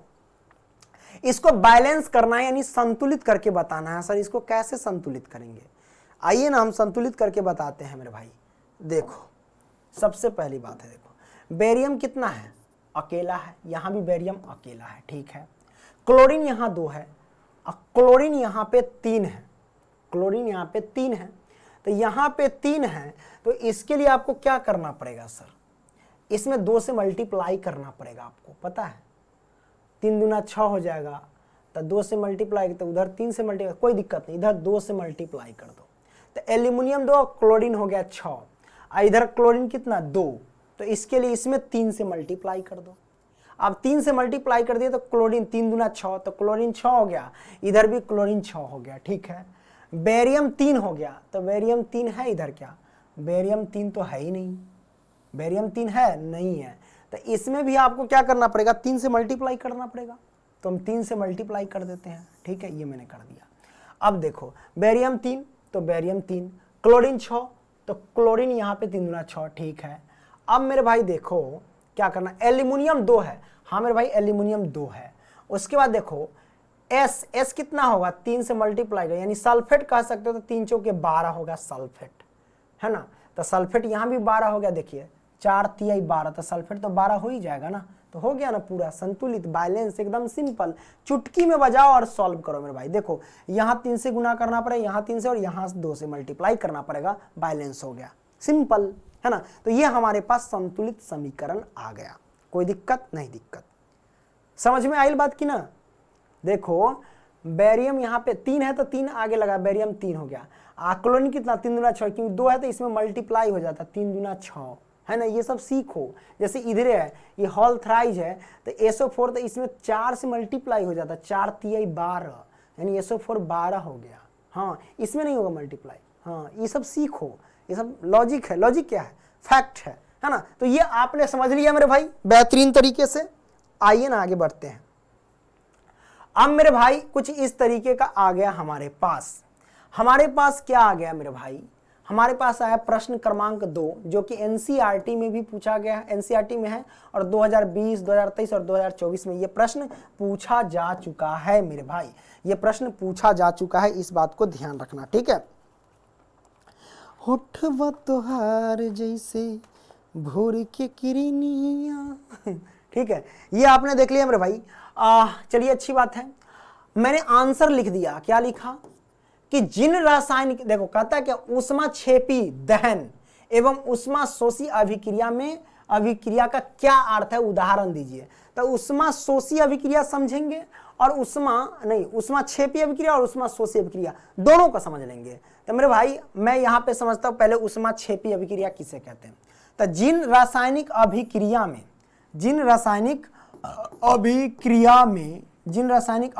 में याद रखना, जिन रासायनिक अभिक्रिया में उत्पाद के निर्माण के साथ साथ, मेरे भाई देख लो, उत्पाद के निर्माण के साथ साथ ऊष्मा भी उत्पन्न होता है, यानी ऊष्मा भी निकलता है, तो उन्हें ऊष्माक्षेपी अभिक्रिया कहते हैं। ऊष्माक्षेपी अभिक्रिया में क्या होता है, ऊष्मा निकलता है, और ऊष्माशोषी अभिक्रिया में क्या होता है, ऊष्मा अंदर ही रह जाता है, उसमें सोख लिया जाता है, ठीक है, इसे समझ लो। तो ऊष्माक्षेपी में ऊष्मा मुक्त होता है, ऊष्मा निकलता है। तो मैंने देखा उदाहरण के लिए प्राकृतिक गैस का दहन मैंने किया, प्राकृतिक गैस का दहन जैसे कि CH4 यानी मीथेन का दहन किया, ये जी लगाया, मतलब ये किस फॉर्म में है, हमारे पास अवस्था को दर्शाया कि ये गैस है। तो मीथेन को जब ऑक्सीजन की उपस्थिति में दहन किया जाता है, जलाया जाता है, तो कार्बन डाइऑक्साइड निकलता है और साथ में जल प्राप्त होता है, और उसके साथ साथ उत्पाद में ये ऊष्मा भी प्राप्त होता है, यानी ऊष्मा भी निकलता है। कोई दिक्कत नहीं, दिक्कत। तो मेरे भाई आपसे कोई पूछे कि ऊष्मा क्षेपी अभिक्रिया किसे कहते हैं, तो वह अभिक्रिया जिसमें उत्पाद के साथ साथ ऊष्मा भी निकलता है, तो उसे ऊष्माक्षेपी अभिक्रिया कहते हैं, ठीक है, ये आपने समझ लिया। ऊष्माशोषी अभिक्रिया किसे कहते हैं, तो जिन रासायनिक अभिक्रिया में ऊर्जा अवशोष, है ना, अवशोष होता है, अवशोषित कर लेता है ना, अवशोषित होता है, तो उन्हें अवशोषी अभिक्रिया कहते हैं। कोई दिक्कत नहीं, देखें, यानी ऊष्माशोषी अभिक्रिया कहते हैं। जैसे कि आप देख सकते हो यहाँ पे क्या कि नाइट्रोजन और ऑक्सीजन, इन दोनों का अभिक्रिया किए तो नाइट्रोजन ऑक्साइड प्राप्त हुआ, और साथ में ऊष्मा जो है माइनस लगा दिए, इसलिए प्लस में तो ऊष्मा निकल जाता है, माइनस इसी लगा दिए कि ऊष्मा क्या होता है, हो गया अवशेषित हो गया। कोई दिक्कत नहीं, माइनस का मतलब अवशेषित हो गया। ये आपने समझ लिया, कोई दिक्कत? तो ऊष्माक्षेपी और ऊष्माशोषी अभिक्रिया में कोई दिक्कत नहीं होगा, काफी ज्यादा मोस्ट इंपॉर्टेंट क्वेश्चन है ये, है ना। आगे बढ़ते हैं मेरे भाई, अगला बढ़ते हैं, चलो अगला पॉइंट करते हैं। प्रश्न क्रमांक 3 क्या कहता है, ये एनसीईआरटी का ही प्रश्न है। हम क्या करते हैं, थोड़ा सा एसी हवा को कम कर देते हैं, यानी बंद कर देते हैं एसी को, ठीक है, मैंने बंद कर दिया। अब तीसरा प्रश्न क्या कहता है, श्वसन को ऊष्माक्षेपी अभिक्रिया क्यों कहते हैं, वर्णन कीजिए। ठीक है, अच्छी बात है, एनसीईआरटी का क्वेश्चन है मेरे भाई, याद रखना। देखो मैंने लिखा कि श्वसन को ऊष्माक्षेपी अभिक्रिया, क्या अभिक्रिया, श्वसन को ऊष्माक्षेपी अभिक्रिया इसलिए कहते हैं क्योंकि इसके अंतर्गत क्या, भोजन, इसके अंतर्गत भोजन छोटी छोटी टुकड़ों में, यानी छोटे छोटे टुकड़ों में टूट जाता है, जिसके फलस्वरूप ऊर्जा, यानी ऊर्जा उत्पन्न होती है, ताकत हमें मिलती है, जो हमारे शरीर को कार्य करने में, है ना, जो हमारे शरीर को कार्य करने की शक्ति प्रदान करती है। श्वसन क्रिया को समीकरण रूप में मतलब शक्ति प्रदान करती है, यहाँ पर लिखो। और श्वसन क्रिया के समीकरण रूप में निर्मित व्यक्त किया जा सकता है, मतलब इस तरीके से व्यक्त किया जा सकता है, सिंपल। श्वसन को ऊष्माक्षेपी अभिक्रिया क्यों कहते हैं मेरे भाई, तो याद रखना, श्वसन को ऊष्माक्षेपी अभिक्रिया इसलिए कहते हैं क्योंकि इसके अंतर्गत भोजन जो होता है, जो भोजन करते हैं, वो छोटे छोटे टुकड़ों में टूट जाते हैं, छोटे छोटे टुकड़ों में टूट जाते हैं, और जिसके फलस्वरूप हमें क्या मिलता है, ऊर्जा उत्पन्न होता है, ऊर्जा हमें मिलती है, और उस ऊर्जा का काम हम अपने कार्यों में लगा देते हैं। ठीक है, जैसे ऐसे समझो कि ये ग्लूकोज है, C6H12O6, ये हमारे पास ग्लूकोज है, ऊर्जा है ना, और ये हमारे पास ऑक्सीजन है, ये दोनों क्रिया करते हैं, तो हमारे पास क्या मिलता है मेरे भाई, कार्बन डाइऑक्साइड और जल, तथा साथ में ऊर्जा भी प्राप्त हो जाते हैं। कोई दिक्कत नहीं, दिक्कत मेरे भाई, ये आपने बेहतरीन तरीके से समझा। आगे बढ़ते हैं, चौथा प्रश्न क्या कहता है मेरे भाई, चौथा प्रश्न को हम बेहतरीन तरीके से समझते हैं, ये क्या कहता है। चौथा प्रश्न कहता है कि रासायनिक समीकरण देते हुए सल्फर डाइऑक्साइड, है ना, रासायनिक समीकरण देते हुए सल्फर डाइऑक्साइड का कोई एक अपचायक गुण समझाइए। ये कह रहा है कि रासायनिक समीकरण देते हुए सल्फर डाइऑक्साइड का कोई एक अपचायक गुण हमें समझाइए। ओके, कोई दिक्कत नहीं। मैंने उत्तर लिखा कि जल की उपस्थिति में यह हैलोजन का अपचयन करके अम्ल जो होती है ना बनाती है, क्या बनाती, अम्ल बनाती है। ओके राइट, चलो क्या लिखा मैंने उत्तर, कि जल की उपस्थिति में यह हैलोजन का अपचयन करके अम्ल बनाती है, क्या, अम्ल बनाती है, इस बात को ध्यान रखना। ठीक है, चलिए आगे बढ़ते हैं सर जी।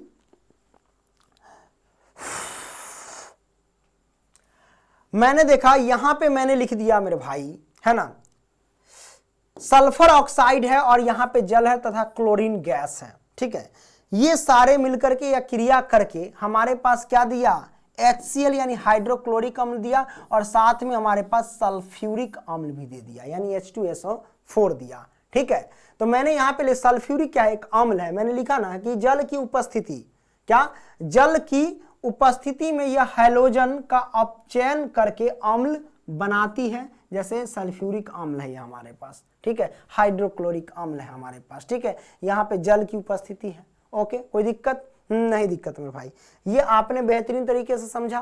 किसको, तो चौथे प्रश्न को। आगे देखते हैं, पांचवा प्रश्न क्या कहता है मेरे भाई, रेडॉक्स अभिक्रिया किसे कहते हैं, उदाहरण देकर के स्पष्ट करें। भैया देखो, सबसे पहली बात है, रेडॉक्स अभिक्रिया जब अपचयन और उपचयन अभिक्रिया दोनों साथ में होते हैं तो उसी को हम क्या कहते हैं, रेडॉक्स अभिक्रिया कहते हैं। जब अपचयन अभिक्रिया और उपचयन अभिक्रिया दोनों साथ में हो तो उसे हम क्या कहते हैं, रेडॉक्स अभिक्रिया कहते हैं, इस बात को ध्यान रखना। तो जैसा कि सबसे पहले समझते हैं, यहाँ पे मैंने लिख दिया कि अपचयन और उपचयन जिसे हम रेडॉक्स अभिक्रिया कहते हैं, उपचयन अभिक्रिया किसे कहते हैं और अपचयन अभिक्रिया किसे कहते हैं, है ना। तो उपचयन अभिक्रिया किसे कहते हैं, पदार्थ में ऑक्सीजन में वृद्धि होना, पदार्थ में ऑक्सीजन की वृद्धि होना या हाइड्रोजन का ह्रास होना, यानी हाइड्रोजन का निकलना, उसी को हम क्या कहते हैं, उपचयन अभिक्रिया कहते हैं, है ना मेरे भाई। पदार्थ में ऑक्सीजन का वृद्धि होना या फिर हाइड्रोजन का ह्रास हो जाना, सिंपल, तो उपचयन अभिक्रिया। तो मेरे भाई देखो, उपचयन में हाइड्रोजन का वृद्धि, जैसे कि यहाँ पे देख सकते कार्बन प्लस ऑक्सीजन है है ना। तो आगे चल करके ऑक्सीजन जुड़ गया है, तो ऑक्सीजन की वृद्धि हो गई, इसलिए हमारे पास क्या हो गया, उपचयन अभिक्रिया हो गया। उसी तरीके से अपचयन अभिक्रिया किसे कहते हैं, पदार्थ में हाइड्रोजन की वृद्धि होना या ऑक्सीजन का ह्रास होना, यानी पदार्थ में हाइड्रोजन की वृद्धि होना या ऑक्सीजन का ह्रास होना, जिसे अपचयन अभिक्रिया, यानी हाइड्रोजन की कमी मतलब ऑक्सीजन की ह्रास होना, है ना, यानी कमी होना, तो अपचयन, तो ऑक्सीजन की कमी होना। ठीक है, जैसा कि आप देख सकते हैं यहाँ पे, इसको देखो क्या है, कॉपर ऑक्साइड है, और यहाँ पे देखो मेरे भाई कॉपर ऑक्साइड है, तो यहाँ पे आगे चल के कॉपर अकेला हो गया यहाँ पे, तो मेरे भाई यहां से ऑक्सीजन हट गया, मतलब ऑक्सीजन का ह्रास हो गया है, क्या, ऑक्सीजन का ह्रास हो गया। तो जब ऑक्सीजन का ह्रास हो गया है तो हम उसे क्या कहेंगे, अपचयन अभिक्रिया। तो ये हमारे पास अपचयन अभिक्रिया का उदाहरण हो गया। ठीक है, अब वही हम बात कर लेते हैं, ये हाइड्रोजन है, हाइड्रोजन में आगे चल करके देखिए ऑक्सीजन जुड़ गया है, तो मैंने क्या बोला कि ऑक्सीजन का जुड़ना, मैंने क्या बोला कि पदार्थ में ऑक्सीजन का वृद्धि होना यानी जुड़ना, उसे उपचयन अभिक्रिया कहते हैं। इसका मतलब ये हुआ कि ये हाइड्रोजन में इधर ऑक्सीजन जुड़ करके H2O बना यानी जल बना है, तो ये कौन सी अभिक्रिया हो गई मेरे भाई, तो उपचयन अभिक्रिया हो गई, क्योंकि यहाँ पे ऑक्सीजन जुड़ गया। तो इसका नाम हम रख देंगे मेरे भाई, क्या, इसका नाम रख देंगे उपचयन अभिक्रिया। ठीक है, तो मैं लिखता हूं उपचयन अभिक्रिया, अभिक्रिया, राइट। तो उपचयन अभिक्रिया मैंने लिखा, तो याद रखना कि अपचयन भी अभिक्रिया समझ लिया और उपचयन भी अभिक्रिया, दोनों अभिक्रिया एक साथ हो गया, तो इसी को हम क्या कहते हैं, रेडॉक्स अभिक्रिया कहते हैं। इस बात को ध्यान रखना, कोई दिक्कत नहीं, दिक्कत आपने समझ लिया। और यह प्रश्न जो है 2019 और 20 दोनों में पूछा गया है। अगर कोई पूछे कि रेडॉक्स अभिक्रिया किसे कहते हैं, तो रेडॉक्स अभिक्रिया वह अभिक्रिया है जिसमें उपचयन और अपचयन अभिक्रिया दोनों साथ में होते हैं, उसी को हम रेडॉक्स अभिक्रिया कहते हैं। राइट, आपने समझ लिया, और उपचयन अभिक्रिया भी समझ लिया और अपचयन अभिक्रिया भी समझ लिया। उपचयन अभिक्रिया में क्या होता है, ऑक्सीजन की वृद्धि होती है और हाइड्रोजन का त्याग होता है। अपचयन अभिक्रिया में क्या होता है, हाइड्रोजन की वृद्धि होती है, ऑक्सीजन का ह्रास होता है। राइट, ये आपने समझ लिया मेरे भाई, कोई दिक्कत नहीं, दिक्कत। आ जाओ अगला प्रश्न, ये रहा छठा प्रश्न हमारे पास, जो कि एनसीईआरटी बुक का है ना। निम्न पदों का वर्णन कीजिए तथा प्रत्येक का एक एक उदाहरण दीजिए, ऐसा कहा जा रहा है आपसे, है ना। मेरे भाई देखो, पहला हमको संक्षारण समझना, दूसरा विकृत गंधिता समझना, दोनों को समझ लेंगे। संक्षारण किसे कहते हैं मेरे भाई, इस बात को ध्यान रखना। मैंने लिखा कि जब कोई धातु आर्द्रता, वायु, पानी, अम्ल आदि के संपर्क में आता है, तब हमें क्या कहते हैं, धातु संक्षारण हो जाता है। जब कोई धातु आर्द्र, वायु, पानी, अम्ल आदि के संपर्क में आता है, तब क्या हो जाता है, धातु संक्षारित होती है, मतलब उसमें जंग लग जाती है। जैसे कि लोहे पर जंग लगना, तांबे पर काली परत चढ़ जाना, है ना। तो ये सब हमारे पास क्या संक्षारण के उदाहरण है, कोई दिक्कत नहीं, दिक्कत, है ना। जैसे कि लोहा को वायु में, नम वायु के संपर्क में छोड़ दोगे, पेंटून नहीं करोगे, तो उसमें क्या लगता है, जंग लग जाता है। ठीक है, ओके। अब मेरे भाई जंग से बचाने के लिए पेंट करते हैं हम, इस बात को ध्यान रखना। विकृत गंधिता किसे कहते हैं, तो यही समझते हैं। वसा युक्त और तलीय खाद्य सामग्री, जैसे तेल युक्त जो होता है ना, तैलीय खाद्य सामग्री, खाने वाला सामान, है ना, तो सामग्री वायु के संपर्क में आने पर क्या होता है, उपचयित हो जाता है। वायु के संपर्क में आने से क्या हो जाता है, उपचयित हो जाता है, जिसके कारण स्वाद और गंध में परिवर्तन हो जाता है। मेरे भाई इस बात को ध्यान रखना, है ना। उपचयित हो जाने का मतलब ये हुआ कि ऑक्सीजन से वो वृद्धि कर लेता है ना। कि वसायुक्त तैलीय खाद्य पदार्थ जो भी होता है, खाने वाला जो तेल से बने होते हैं, वो खाने वाले पदार्थ जो भी होता है, वो क्या कहते हैं, क्या वायु के संपर्क में आने से उपचयित हो जाता है। मतलब यूं समझो कि उसमें ऑक्सीजन से वो रिएक्शन करने लगता है, ऑक्सीजन से क्या रिएक्शन करने लगता है, और ऑक्सीजन से जैसे रिएक्शन करता है तो वो खराब हो जाता है, उसका स्वाद में क्या होता है, गंध आने लगता है। ठीक है, जैसे ऐसे समझो कि मेरे भाई आप क्या कुरकुरे खाते होंगे, है ना, लेज खाते होंगे, खाते हैं ना कुरकुरे सब, तो कुरकुरे की थैली में देखिएगा हवा भरा रहता है, जो फूला रहता है। बहुत सारे बच्चा कहता रहता है, अच्छा हवा कला भर देता है, ऑयल भर देता है, ताकि हमको लगेगा क्या कि इसमें बहुते दिख रहा है ना, मतलब उसकी क्वांटिटी जो है ना वो बहुत ज्यादा है है ना, उसमें ज्यादा मटेरियल है, खाने में अच्छा रहेगा, बहुत ज्यादा, ऐसे सोच लेते हैं। लेकिन ऐसा नहीं है। वो जो हवा भरा रहता है ना, क्या बोलते हैं, कुरकुरे के थैली में, वो हवा क्या रहता है, नाइट्रोजन गैस रहता है। क्या रहता है मेरे भाई, नाइट्रोजन गैस रहता है ना, क्या रहता है, नाइट्रोजन गैस। तो मेरे भाई जैसे ही अगर आप देखेंगे कि अगर जिस थैली में नाइट्रोजन गैस नहीं भरा रहेगा, है ना, जिस कोनो थैली फूट जाता है ना, मतलब उसमें से हवा निकल जाता है, मतलब नाइट्रोजन गैस निकल जाता है, तो अगर निकल गया तो समझ जाना कि वो जो सामान है वो जल्द ही खराब हो जाएगा, वो ज्यादा दिन टिकेगा नहीं। ये नाइट्रोजन गैस उसे लंबे समय तक चलाता है। किसको, तो तेल वाले पदार्थ को, जो तैलीय खाद्य पदार्थ होता है, खाद्य पदार्थ मतलब खाने वाला पदार्थ होता है, ठीक है। हवा निकल गया तो समझ 1-2 दिन में खराब हो जाना तय है ना, इस बात को ध्यान रखना। तो जिसमें हवा निकल रहा है वो न लेना, ठीक, ये आपने समझ लिया। आगे बढ़ते हैं मेरे भाई, अब हम बात करते हैं बहुविकल्पीय प्रश्न के बारे में, यानी ऑब्जेक्टिव प्रश्न के बारे में, है ना। ऑब्जेक्टिव प्रश्न के बारे में हम चर्चा करते हैं, आइए समझ लेते हैं। कोई दिक्कत नहीं, बहुत सिंपल सा क्वेश्चन सब है। देखो मेरे भाई क्या कहता है प्रश्न, कि फेरस ऑक्साइड और एल्यूमिनियम दोनों अभिक्रिया करके एल्यूमिनियम ऑक्साइड और फेरस देता है। यह हमारे पास एनसीईआरटी का क्वेश्चन भी है और 2022 और 2023 में पूछा गया है।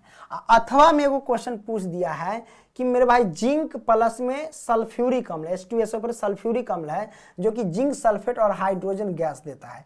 तो बताइए, पूछा जा रहा है कि ऊपर दी गई अभिक्रिया जो भी है, कौन सी अभिक्रिया, संयोजन अभिक्रिया, वियोजन अभिक्रिया, या विस्थापन अभिक्रिया है, या ठीक है, द्विविस्थापन अभिक्रिया है। तो हमने आपको बताया सर, ऊपर जो भी मैंने ऊपर तो पढ़ाया भाई, संयोजन अभिक्रिया भी पढ़ा दिए, द्विविस्थापन अभिक्रिया भी पढ़ा दिए, वियोजन अभिक्रिया भी पढ़ा दी, और विस्थापन अभिक्रिया भी पढ़ा दिए, है ना।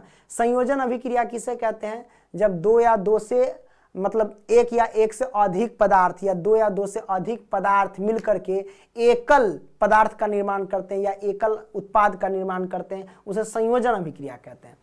द्विविस्थापन अभिक्रिया बता दिए हैं कि इसमें क्या होता है, आयनों का आदान प्रदान होता है। और वियोजन अभिक्रिया में क्या होता है मेरे भाई, कि एकल उत्पाद टूट करके 2 या 2 से अधिक, नहीं, एकल अभिकारक कह लो, एकल अभिकारक टूट करके 2 या 2 से अधिक उत्पाद में बदल जाता है, उसी को हम वियोजन अभिक्रिया कहते हैं। या फिर ऐसे कह सकते हैं कि एक पदार्थ टूट करके 2 या 2 से अधिक पदार्थ में बदल जाता है, उसे वियोजन अभिक्रिया कहते हैं। और विस्थापन अभिक्रिया किसे कहते हैं, विस्थापन अभिक्रिया उसे कहते हैं जो ज्यादा क्रियाशील तत्व, मतलब ऐसे कह सकते हैं विस्थापन अभिक्रिया वह अभिक्रिया है जो ज्यादा क्रियाशील तत्व अपने से कम क्रियाशील तत्वों को क्या करता है, वो विस्थापित कर देता है, मतलब वो अलग कर देता है उसके यौगिक से, ठीक है। तो यही सब है। तो आपको इसको समझाना है, तो आप देखिए यहाँ पे गौर से देखिए मेरे भाई, है ना, गौर से देखो। एल्यूमिनियम जो है ना वो ज्यादा क्रियाशील तत्व है, किससे, लोहा से। तो एल्यूमिनियम क्या करता है, लोहा को मार पीट करके हटा देता है, क्योंकि ताकतवर है, तो इसको यहां से विस्थापित कर देगा। तो जब इसको विस्थापित यानी अलग कर देगा तो ऑक्सीजन के साथ जुड़ जाएगा, यानी AlO3 हो जाएगा, यानी Al2O3। तो Al2O3 आ गया। तो हमने क्या किया, एल्यूमिनियम ने इसको फेरस को विस्थापित कर दिया, यानी अलग कर दिया। तब बेचारा फेरस जाएगा कहाँ, तब फेरस यहाँ साइड में अकेला आ गया। तो भाई ने क्या किया, विस्थापित कर दिया, मतलब ये हो गया विस्थापन अभिक्रिया। उसी तरीके से इसको देख लो, ये हमारे पास जिंक जो होता है वो ज्यादा क्रियाशील है। तो जिंक क्या करता है, हाइड्रोजन को विस्थापित कर देता है, मतलब अलग कर देता है। तो आगे चल के जिंक सल्फेट हो जाता है, क्योंकि हाइड्रोजन हट गया तो जिंक इधर आ जाएगा, तो जिंक सल्फेट ना बनेगा, हाइड्रोजन गैस बेचारा साइड में आ गया। तो ये भी हमारे पास क्या, विस्थापन अभिक्रिया है। तो ये भी आपने बेहतरीन तरीके से समझ लिया मेरे भाई, ठीक है। चलिए अगला प्रश्न क्या कहता है, प्रश्न क्रमांक 2 क्या कहता है, नीचे दी गई अभिक्रिया के संबंध में कौन सा कथन असत्य है मेरे भाई। असत्य पूछा जा रहा है, सत्य नहीं, यहां पे असत्य पूछा जा रहा है कि कौन सा कथन असत्य है मेरे भाई। यहां पे कहता है सीसा उपचयित हो रहा है, कार्बन डाइऑक्साइड उपचयित नहीं, सीसा अपचयित हो रहा है, कार्बन डाइऑक्साइड उपचयित हो रहा है, और दूसरा कार्बन उपचयित हो रहा है, और लेड ऑक्साइड अपचयित हो रहा है। ऐसा यहां पे कहा जा रहा है मेरे भाई। कोई दिक्कत नहीं मेरे भाई, है ना, एकदम सिंपल है। सबसे पहले हम समझेंगे अपचयित के बारे में। क्या अपचयित के बारे में, है ना, अपचयित।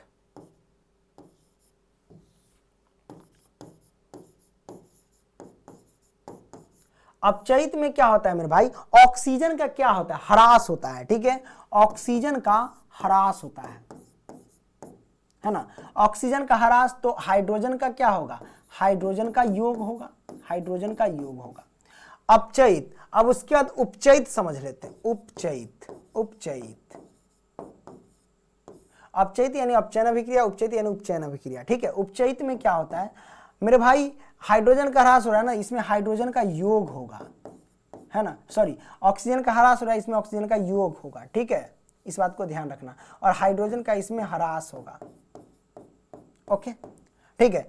तो अपचयित उपचयित आपने समझ लिया मेरे भाई। जब भी आपको अपचयित और उपचयित का पता लगाना होगा तो याद रखना, कभी भी हम किससे पता लगाते हैं, तो मेरे भाई हम लेफ्ट साइड से पता लगाते हैं, ना कि राइट साइड से। मतलब हम पता लगाते हैं अभिकारक से, उत्पाद से नहीं, अभिकारक में देखते हैं। तो सबसे पहले कह रहा है कि सीसा अपचयित हो रहा है, क्या, सीसा अपचयित हो रहा है। तो सीसा देखो किधर है, इधर तो PbO है यानी लेड ऑक्साइड है, सीसा तो यहां है, तो सीसा यहां पे है मेरे भाई, क्या, सीसा यहां पे है, तो भाई ये तो कथन दिक्कत है ना, क्योंकि हम जो भी जांच करते अपचयित या उपचयित का, हम इस साइड से जांचते, तो इस साइड तो है नहीं, इस साइड तो लेड ऑक्साइड है ना, तो इधर है हमारे पास लेड, इस साइड से तो जांचते नहीं, मतलब ये कथन क्या हो जाएगा हमारे पास, असत्य हो गया। क्या हो गया हमारे पास, ये असत्य हो गया, ये हमारे पास, सॉरी, ये असत्य हो गया, हम लिख देते ये असत्य है, असत्य हो गया, क्लियर, क्योंकि हम इस साइड से ना अपचयित उपचयित जांचते हैं, है ना। तो लेड ऑक्साइड है इधर, क्या है, लेड ऑक्साइड है, इधर लेड है यानी सीसा इधर है, तो इधर से तो जांचते नहीं, तो हम डायरेक्ट कर सकते ये असत्य है। कार्बन डाइऑक्साइड उपचयित हो रहा है, कार्बन डाइऑक्साइड देखो किधर, इधर सिर्फ कार्बन है, कार्बन डाइऑक्साइड इधर है, तो इधर से तो हम जांचेंगे ही नहीं, हमें उपचयित और अपचयित का पता इधर से ही लगाते हैं, इधर से तो देखेंगे नहीं, तो ये भी हमारे पास क्या हो जाएगा, असत्य हो गया, ये गलत कथन हो गया, असत्य हो गया, ठीक है। आगे देखते तीसरा, कार्बन उपचयित हो रहा है, क्या, कार्बन उपचयित हो रहा है। उपचयित का मतलब ये हुआ कि कार्बन में हम देखेंगे कि ऑक्सीजन का योग होना, है ना, तो कार्बन उपचयित हो रहा है, मतलब देखो कार्बन यहाँ पे अकेला है, कार्बन क्या अकेला है, लेकिन यही कार्बन का इस साइड कंपेयर करेंगे तो ऑक्सीजन इसमें जुड़ रहा है आगे चल करके, है ना, तो कार्बन में ऑक्सीजन आगे चल के जुड़ रहा है, तो यहाँ पे ऑक्सीजन का योग होता है, उसी ने आप उपचयित कहते हैं। तो हम कह सकते हैं कि मेरे भाई कार्बन का सच में ये क्या हो रहा है, उपचयित हो रहा है, आगे से कंपेयर करेंगे तो ऑक्सीजन, क्योंकि उसमें जुड़ रहा है, तो ऑक्सीजन जुड़ रहा है, तो हम कह सकते हैं कि कार्बन का उपचयित हो रहा है, मतलब ये कथन सत्य है, सत्य है। तेल का लेड ऑक्साइड उपचयित हो रहा है, लेड ऑक्साइड यानी लेड ऑक्साइड यहाँ है, उपचयित, अपचयित कह रहा है, तो मेरे भाई अपचयित में क्या होता है, ऑक्सीजन का ह्रास होता है, तो मेरे भाई लेड ऑक्साइड में देखो ऑक्सीजन का ह्रास हो रहा है, तो मेरे भाई लेड ऑक्साइड है, लेकिन आगे चल करके बेचारा लेड अकेला पड़ गया, मतलब इसमें ऑक्सीजन नहीं आ रहा है, तो ऑक्सीजन का यहाँ तो ह्रास हो रहा है, तो हम कह सकते हैं कि ये जो लेड ऑक्साइड का अपचयित हो रहा है, मतलब ऑक्सीजन का इसमें ह्रास हो रहा है, ये कथन सत्य है, मतलब ये हमारे पास सत्य है। अब मेरे भाई ये सत्य है, तो आपको कहा क्या जा रहा है, आपको कहा जा रहा है कि असत्य कथन ढूंढिए ना, तो असत्य कथन कौन है, पहला है और दूसरा है, इसीलिए ऑप्शन ए इधर राइट आंसर हो जाएगा, ये पहला एवं दूसरा। कोई दिक्कत नहीं, दिक्कत मेरे भाई, तो आपको बेहतरीन तरीके से हमने समझा दिया, है ना। वीडियो पसंद आ रही है तो लाइक करते चलना और दोस्तों को भी शेयर करते चलना, मजा आ रही है ना, ओके। चलिए आगे बढ़ते हैं बुआ जी, चौथा प्रश्न यहां पे देख सकते हो, चौथा प्रश्न, श्याम श्वेत फोटोग्राफी में प्रयुक्त होती है, श्याम श्वेत फोटोग्राफी, है ना, कोई दिक्कत नहीं है, हमारे पास श्याम श्वेत फोटोग्राफी में किसका प्रयुक्त होता है, ये आपसे पूछा जा रहा है ना, बताओ, AgCl या PbNO3 का हॉल्टवाइज, है ना, या फिर FeSO4, है ना, या फिर कैल्शियम कार्बोनेट, किसका होता है श्याम श्वेत में। मेरे भाई याद रखना सिल्वर क्लोराइड का यूज होता है, मतलब AgCl, सिल्वर क्लोराइड का, AgCl का, ठीक है, ये आपने समझ लिया। आगे बढ़ो मेरे भाई। नेक्स्ट 5वां प्रश्न क्या कहता है? 5वां प्रश्न कहता है दी गई रासायनिक समीकरण में किस प्रकार की अभिक्रिया है? किस प्रकार की अभिक्रिया है सर जी? यहाँ पे रासायनिक समीकरण दिया है, योगात्मक अभिक्रिया, निराकरण अभिक्रिया या अवक्षेपण अभिक्रिया, या इनमें से कोई नहीं मेरे भाई। तो सबसे पहली बात है, ये हमारे पास क्या है? दो जलीय विलयन है और दो जलीय विलयन अभिक्रिया करके उत्पाद में एक ठोस दे रहा है जो कि ये सफेद रंग का है, और ये सफेद रंग का अविलय पदार्थ है बेरियम सल्फेट, और साथ में हाइड्रोक्लोरिक अम्ल दे रहा है जो जलीय है। तो मेरे भाई ये कौन सा अभिक्रिया होगा? तो ये होगा अवक्षेपण अभिक्रिया, क्योंकि अवक्षेपण अभिक्रिया किसे कहते हैं? डिफिनेशन याद रखना। अवक्षेपण अभिक्रिया किसे कहते हैं? तो याद रखना, जब दो जलीय विलयन अभिक्रिया करता है तो उत्पाद में श्वेत रंग का पदार्थ देता है, यानी सफेद रंग का अविलय पदार्थ देता है, उसे ही अवक्षेपण अभिक्रिया कहते हैं। यानी श्वेत रंग का अविलय पदार्थ मतलब जो भी देगा वो ठोस होगा, सॉलिड होगा, जो कि वो जल में घुलेगा नहीं, है ना। तो जब दो जलीय विलयन अभिक्रिया किया तो श्वेत रंग का एक पदार्थ दिया, उसका नाम है बेरियम सल्फेट। ये सफेद कलर का होता है और ये ठोस है, यानी अविलय है, ये घुलता नहीं है, और साथ में हाइड्रोक्लोरिक अम्ल हमें जलीय विलयन के रूप में मिल गया। ठीक है, तो हमने देखा अवक्षेपण अभिक्रिया के डिफिनेशन से हम पता कर लिए कि ये हमारे पास अवक्षेपण अभिक्रिया का उदाहरण है, मतलब option C is the right answer. कोई दिक्कत नहीं? दिक्कत मेरे भाई। आगे बढ़ते हैं सर जी। देख सकते हो प्रश्न, ये भी प्रश्न 2022 में पूछा गया मेरे भाई। क्या कहता है? एक भूरे रंग का चमकदार तत्व, एक भूरे रंग का चमकदार तत्व कोई एक्स है, मतलब कोई एक्स है, मतलब आपका नाम बताना कि ये एक्स कौन सा तत्व है, एक्स बराबर कौन सा तत्व है।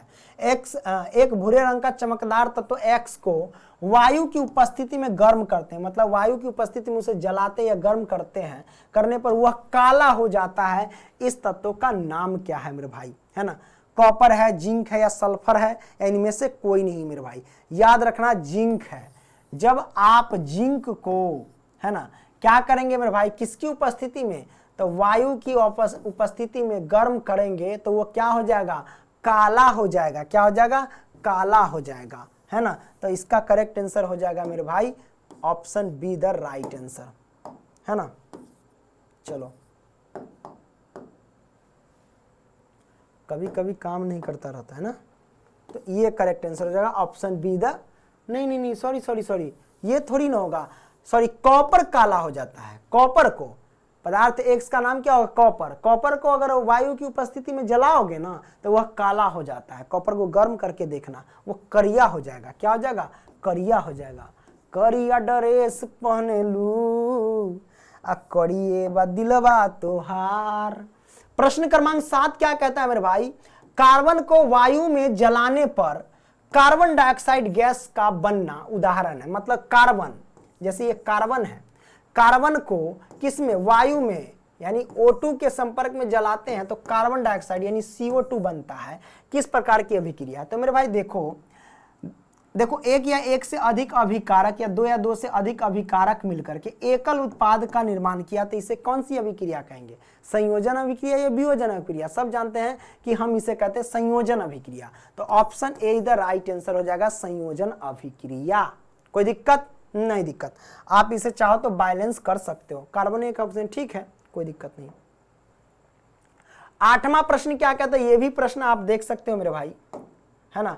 8वां प्रश्न, तो 8वां प्रश्न जो है ये 2023-2024 में भी पूछा गया है।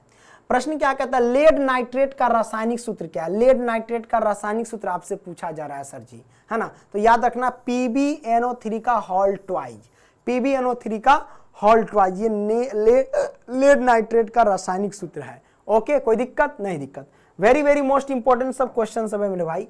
आगे बढ़ते हैं। 9वां प्रश्न क्या कहता है? जिन अभिक्रियाओं में आयनों के विनिमय से नए यौगिक बनते हैं उन्हें कहा जाता है। आयनों के विनिमय, विनिमय का मतलब होता है कि आयनों के आदान प्रदान। तो आयनों के आदान प्रदान से जो हमारे पास यौगिक बनते हैं उसे क्या कहते हैं? द्विविस्थापन अभिक्रिया कहते हैं। क्या कहते हैं सर? तो द्विविस्थापन अभिक्रिया कहते हैं। ये आपने देख लिया। आगे बढ़ो मेरे भाई। अगला प्रश्न क्या कहते हैं? 10वां प्रश्न क्या कहता है सर? 10वां प्रश्न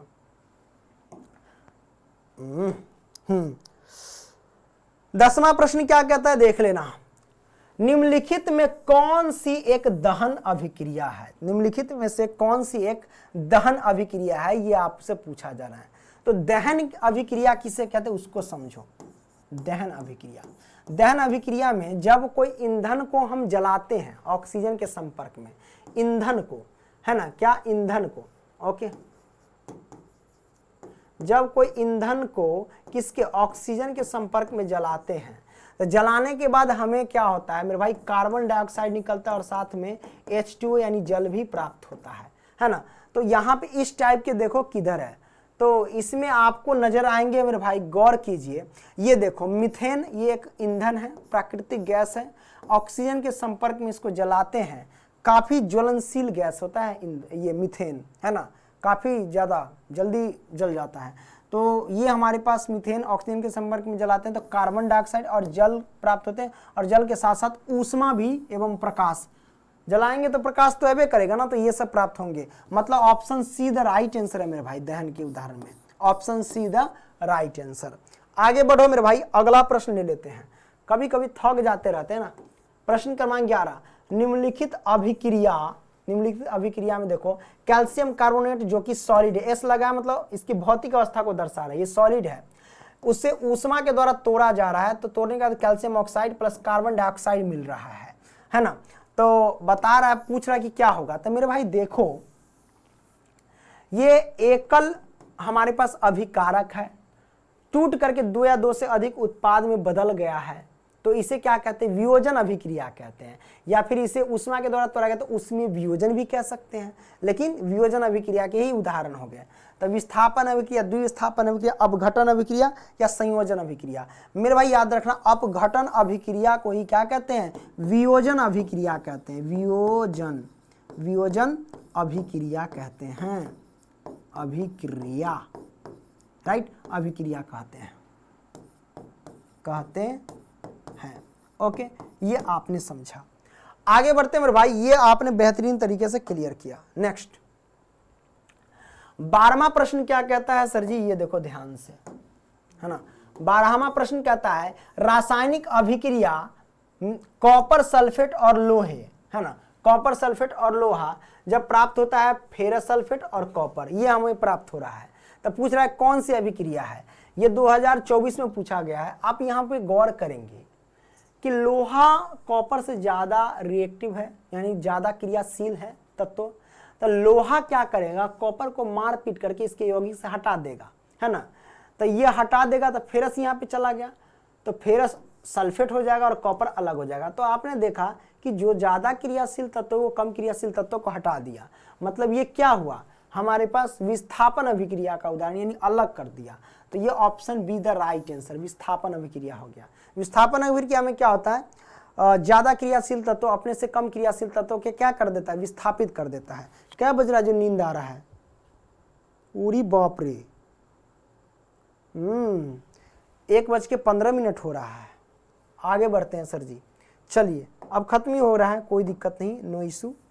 चलिए 12 लो, 13वां प्रश्न क्या कहता है सर, 13वां प्रश्न ये कहता है कि कैल्शियम नाइट्रेट का रासायनिक सूत्र है। कैल्शियम नाइट्रेट का रासायनिक सूत्र पूछा जा रहा है सर आपसे, तो CaNO3 का होल ट्वाइस, यही होता है कैल्शियम नाइट्रेट का रासायनिक सूत्र, है ना। तो आपने ये प्रश्न सारे के सारे देख लिया।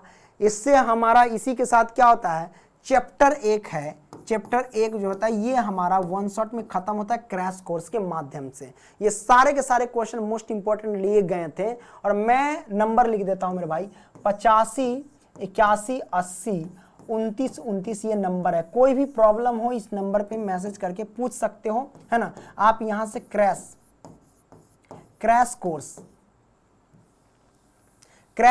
आप यहां से ले सकते हैं मेरे भाई, इस बात को ध्यान रखना, है ना। क्रैश कोर्स ले सकते हैं इस नंबर से। अच्छा, क्रैश कोर्स लेने के लिए आपको क्या करना पड़ेगा सर, क्रैश कोर्स लेने के लिए आपको देखो लिंक डिस्क्रिप्शन बॉक्स में एप्लीकेशन का, पंकज स्टडी सेंटर एप्लीकेशन का आप लोग डाउनलोड कर लेना, ठीक है क्या, एप्लीकेशन को आप लोग डाउनलोड कर लेना। और वहां से आप लोग क्रैश कोर्स परचेज कर लेना, ठीक है, और अपने दोस्तों को भेजना। देखो मैं इसलिए कहता हूं, देखो इसलिए कहता हूं कि हम जो भी काम करते हैं इसके पीछे कैमरे के सामने तो चलो एक आदमी है, हाँ बना दिया, लेकिन सबको तैयार करने में, है ना, थंबनेल बनाने में, पीपीटी तैयार करने, हम तो कंटेंट देते हैं, बाकी लिखने उखने में, सब में जो टाइप कराते हैं उसको हमें क्या करना, पैसा देना पड़ता है ना। तो उसके लिए मैं आपसे ज़्यादा नहीं मेरे भाई, क्रैश कोर्स की मात्र 249 रुपया मात्र ले रहा हूँ, उससे ज़्यादा मैं नहीं ले रहा हूँ, ठीक है, इस बात को ध्यान रखना। तो आप लोग गुरु दक्षिणा के रूप में आप दे सकते हो, वहाँ पे कोर्स परचेज कर सकते हो, पीडीएफ भी मिलेगा और वीडियो भी मिलेगा। इसी तरीके से प्रत्येक सब्जेक्ट का आप लोगों को मिल जाएगा, और ये इस वीडियो यूट्यूब पे ये डेमो क्लास रहेगा। बाकी का सब्जेक्ट जो है आपको एप्लीकेशन पे मिलेगा, पंकज स्टडी सेंटर के, प्ले स्टोर से डाउनलोड कर सकते हैं या लिंक डिस्क्रिप्शन बॉक्स में। कोई दिक्कत नहीं, दिक्कत मेरे भाई, सारा सुविधा वहाँ पे मिल जाएंगे, है ना। कॉल भी करेंगे तो जो कॉल उठाते हैं उनको भी पैसा देना पड़ता है, तो इसलिए बस एक छोटी सी रकम ले लेता हूँ, 249 रुपये, एग्जाम तक चलेंगे ये सब, ठीक है। मिलेंगे अगली वीडियो में, तब तक के लिए bye, take care, love you, जय हिंद, जय भारत।